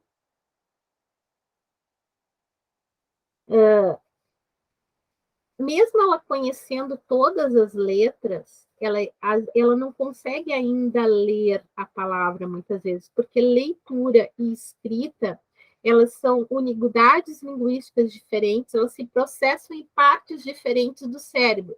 Então, uma criança pode estar escrevendo tudo e não conseguir ler, pode já estar alfabética, tá? Ou ela pode ainda não estar alfabética e já conseguir ler palavras. Então, eu preciso trabalhar as duas coisas ao mesmo tempo. Eu preciso trabalhar a escrita e preciso trabalhar a leitura, tá?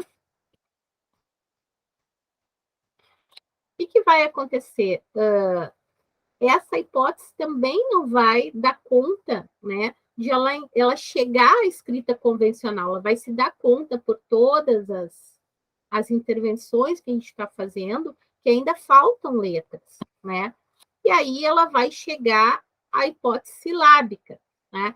Estar silábico, aliás, a hipótese alfabética. Estar alfabética é chegar na base alfabética, tá? Não quer dizer estar ortográfico, ela ainda tem toda a questão da ortografia para desenvolver, tá? Então, ela compreende que a escrita tem função social, que a gente escreve para alguém ler, que a gente escreve para registrar, que a gente escreve para lembrar, tá? Ela compreende o modo de construção do código da escrita, ela vai, às vezes, ainda misturar a hipótese silábica alfabética com a alfabética, tá?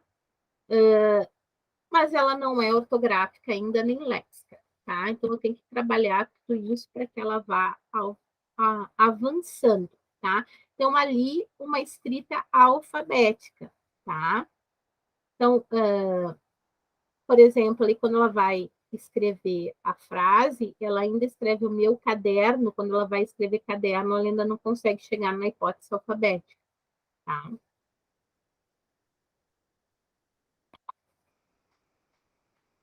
Ela vai escrever geralmente como fala, queijo, toalha, dente, pente, com i.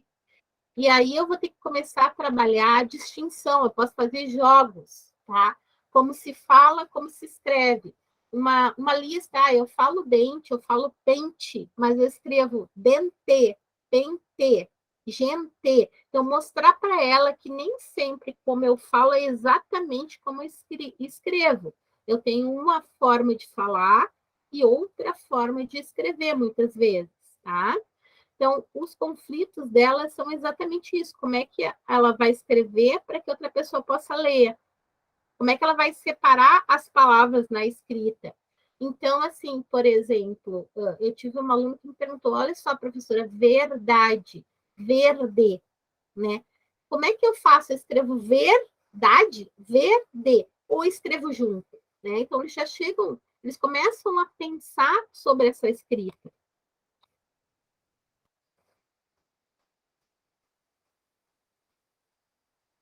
Então, essa questão da escrita, o conflito é como se escreve, como se fala, né? Eu falo sal, mas eu escrevo sal, né? Então, essas questões eu tenho que ir mostrando para as crianças, tá? Então, eu tenho que começar a trabalhar nesse nível, quando chega no alfabético, a trabalhar as questões ortográficas, né? Algumas palavras, por exemplo, nós temos um padrão canônico na língua, que é consoante mais vogal. A maioria das palavras, né, repetem esse padrão, né? Pato, mato, né? Lata, tudo consoante mais vogal.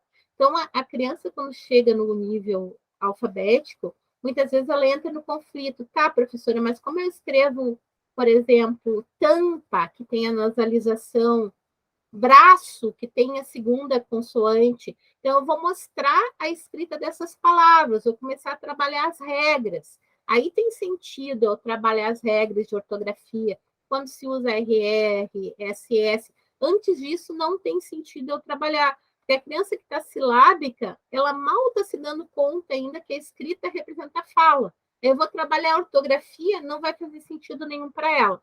Mas para a ortográfica, sim. Tá? Então, que atividades são importantes nessa fase? Todas as anteriores, tá? E a escrita de lista de palavras, eu olhar dicionário, agora tem outra forma de também fazer a ordem alfabética, tá? Atividades a partir do texto, né? Eu vou trabalhar mais com palavras, com frase, ordenar o texto. Então, eu posso pegar uma música, né? E separar ela toda em partes, misturar toda ela para que eles reorganizem essa música, por exemplo. Os jogos diversos, como bingo, forca, todos esses jogos são importantes nesse nível. Tá. Então, alguns jogos que podem ser usados, por exemplo, eu mostrei ali para vocês ainda, né? O alfabeto, né? Com feltro para eu colocar as imagens, isso lá para o nível pré-silábico, tá? Se eu não conseguir fazer, esse é mais caro, Eu posso fazer um livro com cartolina e com sacos plásticos e com imagens grandes para eles botarem no A, o que vai com A, no B, tá? Então, eu posso fazer naquelas pastas mesmo que vocês usam para a faculdade, com plásticos, dá para montar alfabetos variados. Quanto mais fiz um passeio, né? Fiz um passeio, o que eu vi no caminho que tem com A, o que eu vi com B, o que eu vi com C, né? Estou estudando animais, que animal tem com A, que animal tem com B, que animal tem com C, né? Então, tudo isso eu vou trabalhar no nível pré-silábico, tá? Aqui eu posso ter o boliche do alfabeto, que eu faço com materiais recicláveis, né? Eu posso trabalhar com rolinhos de papel e colocar alfabetos ali no rolinho de papel, montar palavras, tá? Então, o importante é identificar as letras. Letra inicial, letra final, né? O que começa com B, o que começa com A. Aqui tem outro exemplo, que é a memória, né? Por exemplo, eu tenho ali os objetos numa parte, e lá na outra parte eu tenho as letras. Então, eles têm que fazer o joguinho de memória. Pode ser também aquela memória simples, tá? Os bingos, tá? Jogo de memória de letras, tudo isso é importante ali para o nível pré-silábico, tá? Eu posso fazer pescaria, né? Por exemplo, eu pesco um peixe com U, eu vou achar uma imagem ali que tenha comece com U, tipo urso, tá? Então, eu vou fazer esses diversos jogos que trabalhem a letra inicial, né? E a imagem, tudo isso para o nível pré-silábico. Aqui eu já estou trabalhando para o nível silábico alfabético. Eu estou trabalhando, né, para montar as palavras, mas as letras estão soltas, então eu vou remontar as palavras, tá? Ou ali, por exemplo, aquele das caixinhas ilustradas serve bastante para o nível pré-silábico e serve para o silábico também, onde eu vou botar, por exemplo, a letra, né, na palavra que está ali desenhada. Por cavalo, eu vou botar o C. Se ele tiver alfabético, pode fazer esse jogo? Pode, só que daí ele vai montar a palavra inteira. Vai ser o desafio dele. Eu posso usar o mesmo jogo, o mesmo material que eu fiz, para não fazer vários materiais diferentes, e fazer desafios diferentes conforme o nível, tá? Aqui é para um nível silábico ou silábico alfabético, tá? Eu vou usar, por exemplo, tampinhas, né? Para montar palavras, né? Então, eu vou ter sílabas para montar, tá? Então, eu posso fazer assim, em grupo, eu posso fazer individual. Então, eu vou sorteando a palavra, eles têm que montar a palavra com as sílabas. E assim, eu tenho uma imagem e eu vou, né, girando até chegar à letra certa para a imagem, até montar. Por exemplo, aí a imagem não está muito interessante, porque é uma coisa que nem todas as crianças conhecem, tá? Mas nada impede que eu faça lá um projeto sobre brincadeiras de antigamente e brincadeiras de hoje, para resgatar o peão, para resgatar as Cinco Marias, para resgatar como é que os pais brincavam, né? Que brincadeiras que a gente conhece, e aí poder escrever o nome das brincadeiras, por exemplo. Tá? A gente pode fazer trilha alfabética, que a gente vai jogando dado, tá? E avançando nas casinhas conforme as letras, 3 letras, caiu lá no A, o que está escrito no A? E assim a gente vai indo para avançar. Tá? Porque só algumas ideias a gente vai continuar falando sobre isso, sobre tentando identificar e falando como organizar o planejamento, então, para que eles avancem. Por exemplo, eu posso organizar o meu planejamento em, como eu disse lá, né, sequências didáticas, a partir de histórias infantis, de música, enfim, ou eu posso trabalhar em cima de projetos, de questões que são mais a longo prazo, tá? Então, eu vou mostrar para vocês agora exatamente isso, como que eu posso organizar o meu planejamento dentro de um projeto ou dentro de uma sequência didática, tá? Vou ver o que eu perdi ali no... A Daiane colocou aí antes, a gente vai centrar na fase de alfabetização, tá, Daiane? Que é onde a gente está trabalhando com a questão da psicogênese. Dúvidas até agora nisso que eu apresentei? Então, retomando, psicogênese é uma pesquisa que aponta como a criança pensa sobre a língua. Não tem nada a ver com o meu planejamento, eu, professor, que vou organizar o planejamento para que ele avance, vou pensar em atividades que são adequadas para que ele vá avançando nos níveis. Vou registrar, né? É importante eu ter avaliação. Como é que está meu aluno hoje? O que ele aprendeu? Ele já sabe as letras, ele já sabe os números, né? Ele já sabe as cores, tá? Então, eu vou trabalhar com as questões, no geral, que são importantes para a criança.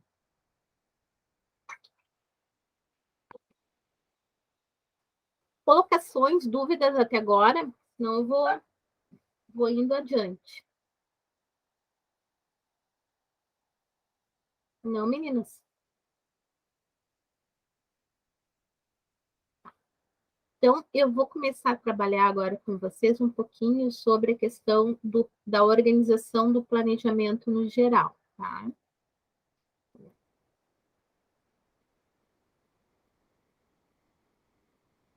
Eu estou separando aqui os meus slides.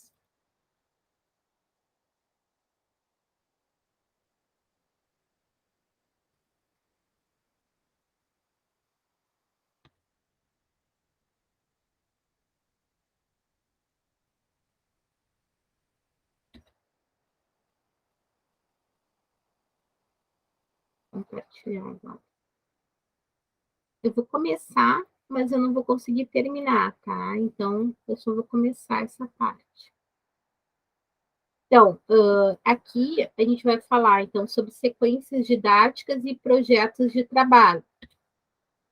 Antes da gente pensar em sequência, o projeto de trabalho, enfim, a gente tem que pensar para que público a gente está planejando, né? Quem são esses alunos, né?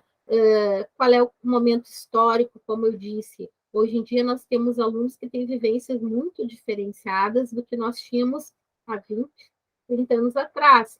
20, 30 anos atrás, o aluno chegava, sentava, ouvia o professor, ficava quieto, prestava atenção. Hoje em dia, se a gente não tem um planejamento muito envolvente, eles falam, brigam, andam pela sala, enfim. A gente precisa ter um planejamento que dê conta também de mobilizar essa criança para aprender, né? Para se concentrar, né? Para poder se envolver com o que a gente está trabalhando, tá? E aí a gente vai ter alunos em diferentes estágios, né? Em diferentes níveis, e a gente vai precisar adequar o planejamento. Bom, isso aqui eu vou passar um pouquinho.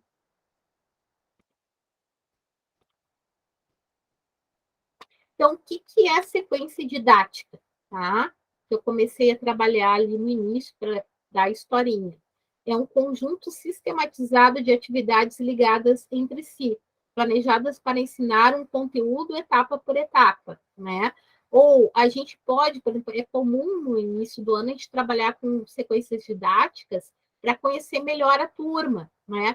Então, o nome, com quem mora, o animal de estimação, o que gosta de comer, né? Então, a gente vai organizar sequências didáticas que a gente vai estar trabalhando sobre isso. Então, a gente vai buscar histórias que tenham a ver com isso. Por exemplo, a história da Casa Sonolenta, depois eu posso estar ali pensando com eles, né? Quem mora com eles, o que é diferente. Quem não conhece a Casa Sonolenta, dê uma olhada na história, que é muito linda, tá? Então, eu posso organizar essa sequência didática para trabalhar uma poesia, enfim.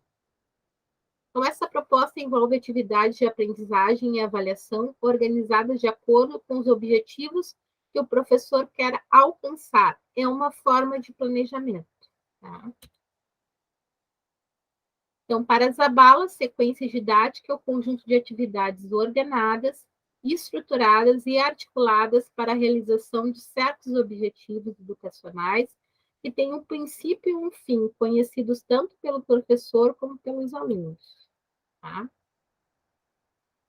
Então, a sequência didática, eu sempre tenho que ter essa parte da avaliação, como é que está meu aluno, tá? Então, é interessante esse teste das 4 palavras em uma frase. Eu pego uma palavra monossílaba, uma dissílaba, uma polissílaba e uma frase para ver qual hipótese que ele está. É interessante, mas é interessante para poder propor atividades depois para ele avançar. Se ele conhece números, se ele conhece cores, né? Se ele tem noção de tamanhos, então tudo isso eu preciso ter ali na avaliação.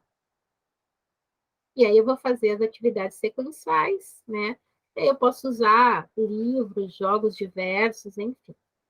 O projeto, ele sempre vai surgir a partir de uma dúvida, tá? De um contexto, da observação. Então, ele é diferente da sequência porque ele sempre é um processo de pesquisa, tá? E o aluno faz parte do planejamento. A sequência, ela geralmente está incluída no projeto, tá? Mas pode ser também só atividades articuladas entre si, que não tenham a ver com um projeto maior, tá? O projeto, ele é flexível e permite a progressão da temática. Ele vai desenvolver as capacidades de ler, falar, ouvir, escrever, pesquisar, vivenciar, dentre outras coisas, como criatividade, curiosidade. A sequência didática também, tá? Só que a sequência didática não necessariamente é uma pesquisa. Envolve os componentes curriculares de forma interdisciplinar, o projeto. Tá? Então, a sequência, ela vai enfatizar uma aprendizagem sobre determinada questão. Ela não vai ser uma aprendizagem muito ampla, tá? As atividades sempre vão vir do professor, até porque no início do ano, tu não sabe direito o que tu vai trabalhar com os alunos. Tu tem lá os conteúdos, obviamente, mas tu não sabe como é que tu vai organizar esses conhecimentos, esses conteúdos, que tu tem que conhecer a turma, tá? Então, uma sequência tem uma duração limitada. E já o projeto, não. Tá? Ele pode ter um tempo maior. Bom, quase 9 horas. Só vou mais 2 lâminas e deu. Então, o primeiro passo da sequência, tá? É estabelecer os objetivos. O que eu quero? Eu quero que eles conheçam os nomes da turma. Então, eu vou trabalhar com o alfabeto dos nomes, vou trabalhar com bingo, vou trabalhar com localização, vou esconder os crachás na sala de aula para eles tentarem achar seu nome, né? Ou acharem os do coleguinha, entregar para o coleguinha, ou posso esconder os crachás no pátio para eles buscarem. Então, vou trabalhar várias atividades que têm a ver com esse meu objetivo, tá? E ter um diagnóstico dos alunos, né? Então, a organização do ensino por sequências didáticas, né, nos permite planejamento de situações que facilitam a construção de determinado conhecimento, tá? Que ele vem de uma necessidade individual ou coletiva. Então, a sequência, ela vai proporcionar essa integração entre os vários eixos de ensino da língua. A oralidade, então, quando eu conto uma história, eles recontam, tá? A leitura, a produção de texto, a análise linguística e diversos componentes curriculares, tá? Então, assim, o importante é que tanto na sequência quanto no projeto, o texto, ele passa a ser a unidade linguística primordial, né? Como tem na base já. O texto passa a ser considerado o centro de todo o processo ensino-aprendizagem de língua materna. O conteúdo a ser trabalhado na sala de aula é a própria linguagem, por intermédio de 3 práticas interdependentes: a leitura, a produção de texto e a análise linguística. Então, tudo que eu fizer na sala de aula, para todos os níveis, deve envolver essas questões, tá? Bom, eu vou parar aqui por causa do horário para perguntar. E aí, Kelly, sobre as atividades, está começando a entender um pouquinho o que fazer em cada nível? Na semana que vem eu vou trabalhar uma história e vou mostrar o que dá para fazer para cada grupo, para cada nível também, tá? Eu vou trabalhar em cima de atividades diversificadas. Vou terminar de mostrar projetos de alfabetização e vou trabalhar atividades diversificadas. Deu para começar a ter uma Sim. ideia? Sim, eu já conhecia muitas dessas atividades, até a gente fez também no PIBID, que foi uma imersão muito boa, né, para nós. A gente fez bastante prática. E na hora que quando a senhora estava falando assim, eu estava pensando, porque eu já atuo na educação básica. E eu estava pensando na minha sala de aula, assim, porque o que eu vou lhe dizer, o maior obstáculo que eu vejo na minha sala de aula, dentro da minha sala de aula, é que tem vários níveis. Tenho ali alfabéticos, eu tenho pré-silábico, eu tenho silábico com valor sonoro, e aí tu dá conta de uma aula em que tu tem alguns conteúdos, algumas habilidades para trabalhar, e a maioria ali é alfabético, e tem três que são silábico com valor sonoro e um pré-silábico, é bem complicado. Tu inclui todos assim. Sim. Então, assim, uma vez por semana, o ideal, né, que a gente programe atividades diversificadas, ou seja, que a gente possa partir de um fio condutor e ter atividades diferentes para os níveis. Semana que vem, então, a gente vai trabalhar exatamente sobre isso. Só que tem uma tarefa para vocês, tá? Semana que vem, eu vou trabalhar uma história de bruxa, certo? E essa bruxa, ela tá de aniversário, ok? E vocês são convidados da festa dela, tá? Então, o desafio de vocês é escreverem um pequeno texto, bem pequenininho, tá? Sobre quem vocês são, dando dicas. Por exemplo, eu uso preto. Quem eu posso ser?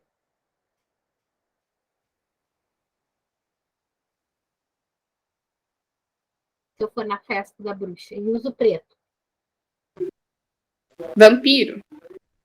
Pô, já acertou de cara. Lá pensando, eu uso preto, eu tenho pele branca, eu gosto de sangue. Então, vocês vão dar essas características e vão ler para as colegas para elas adivinharem quem vocês são. E vão fazer o desenhozinho depois de quem vocês são. Por exemplo, se eu sou um vampiro, com que roupa eu vou? Eu vou ter chapéu, não vou ter chapéu? Eu sou um vampiro moderno, eu uso óculos, eu não uso óculos. Se eu sou uma bruxa, como é que vai ser minha roupa? Vai ser toda preta ou vai ter um pouco de roxo? Ou como é que ela vai ser? Então, cada uma vai fazer a sua atividade, vai trazer, porque a gente vai trabalhar a história e depois eu vou mostrar o desdobramento dessa história com as crianças, tá? Alguma questão mais, gente?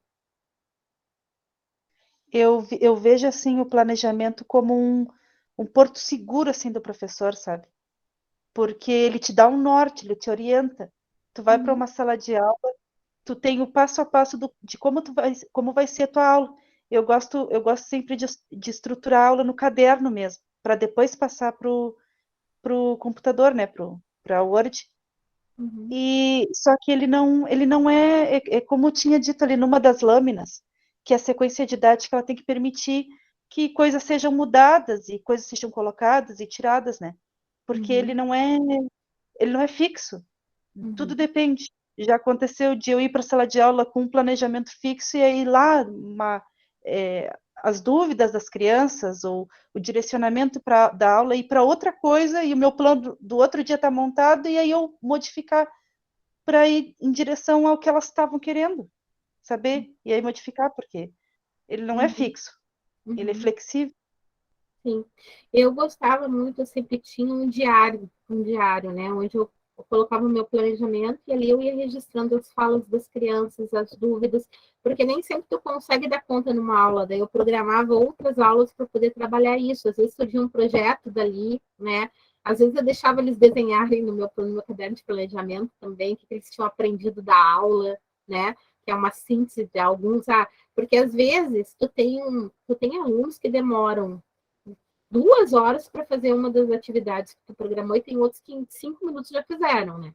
Então, crianças que desenvolvem mais. Então, eu sempre pensava em alguma coisa, eu tinha lá banco de palavras, banco de atividades, às vezes eu dava meu caderno para ela escrever ou desenhar o que aprendeu da aula, para que essa criança continuasse avançando e não ficasse parada esperando os outros terminarem, tá? Então, o planejamento vai te mostrando também o ritmo da turma. Aí tu pensa, bom, essa atividade eu acho que o Roger vai demorar mais, então eu preciso pensar lá para a Mariana, que termina rápido, eu preciso pensar numa atividade a mais, tá? Então, isso é bem, bem importante na hora de planejar, tá? Mais alguma questão, gente? Eu fico preocupadinha quando os outros ficam tão quietos. Tudo certo? Hein, professora, só uma dúvida assim, essa é Teorias e Práticas Alfabetizadoras 1. Só por curiosidade, na Teorias e Práticas Alfabetizadoras 2, o que será que mais ou menos a gente vai ver? Então, a 1 é basicamente o processo de leitura e escrita inicial. A 2 é o complementar, ou seja, o que acontece depois da alfabetização, as questões ortográficas, a produção de texto, todas as questões que já tem que começar na 1, mas vão ser aprofundadas na 2, tá? Mais a questão do letramento, né? Vai ser mais enfatizada. Mas, basicamente, o que tu trabalha aí com alunos do segundo, terceiro, quarto ano, em termos de língua materna. Daí tu vai te direcionar a crianças maiores, não aquelas que o processo de alfabetização poderia começar e terminar no primeiro ano, né? Às vezes ele não acontece isso, tá? Mas a 2 seria mais direcionada para esses pontos. Alguma questão mais? Eu não entendi muito, Daiane. Se tu quiser colocar essa questão da tua realidade, tu colocou no chat. Seria essa questão de tu poder dar tempo para os que demoram mais na atividade e não deixar o outro parado. Então, tu tem que ter atividades diferenciadas para que o outro se... Ou colocar outros desafios. Terminou uma atividade, então vamos separar as sílabas, vamos fazer isso, vamos fazer aquilo, entende?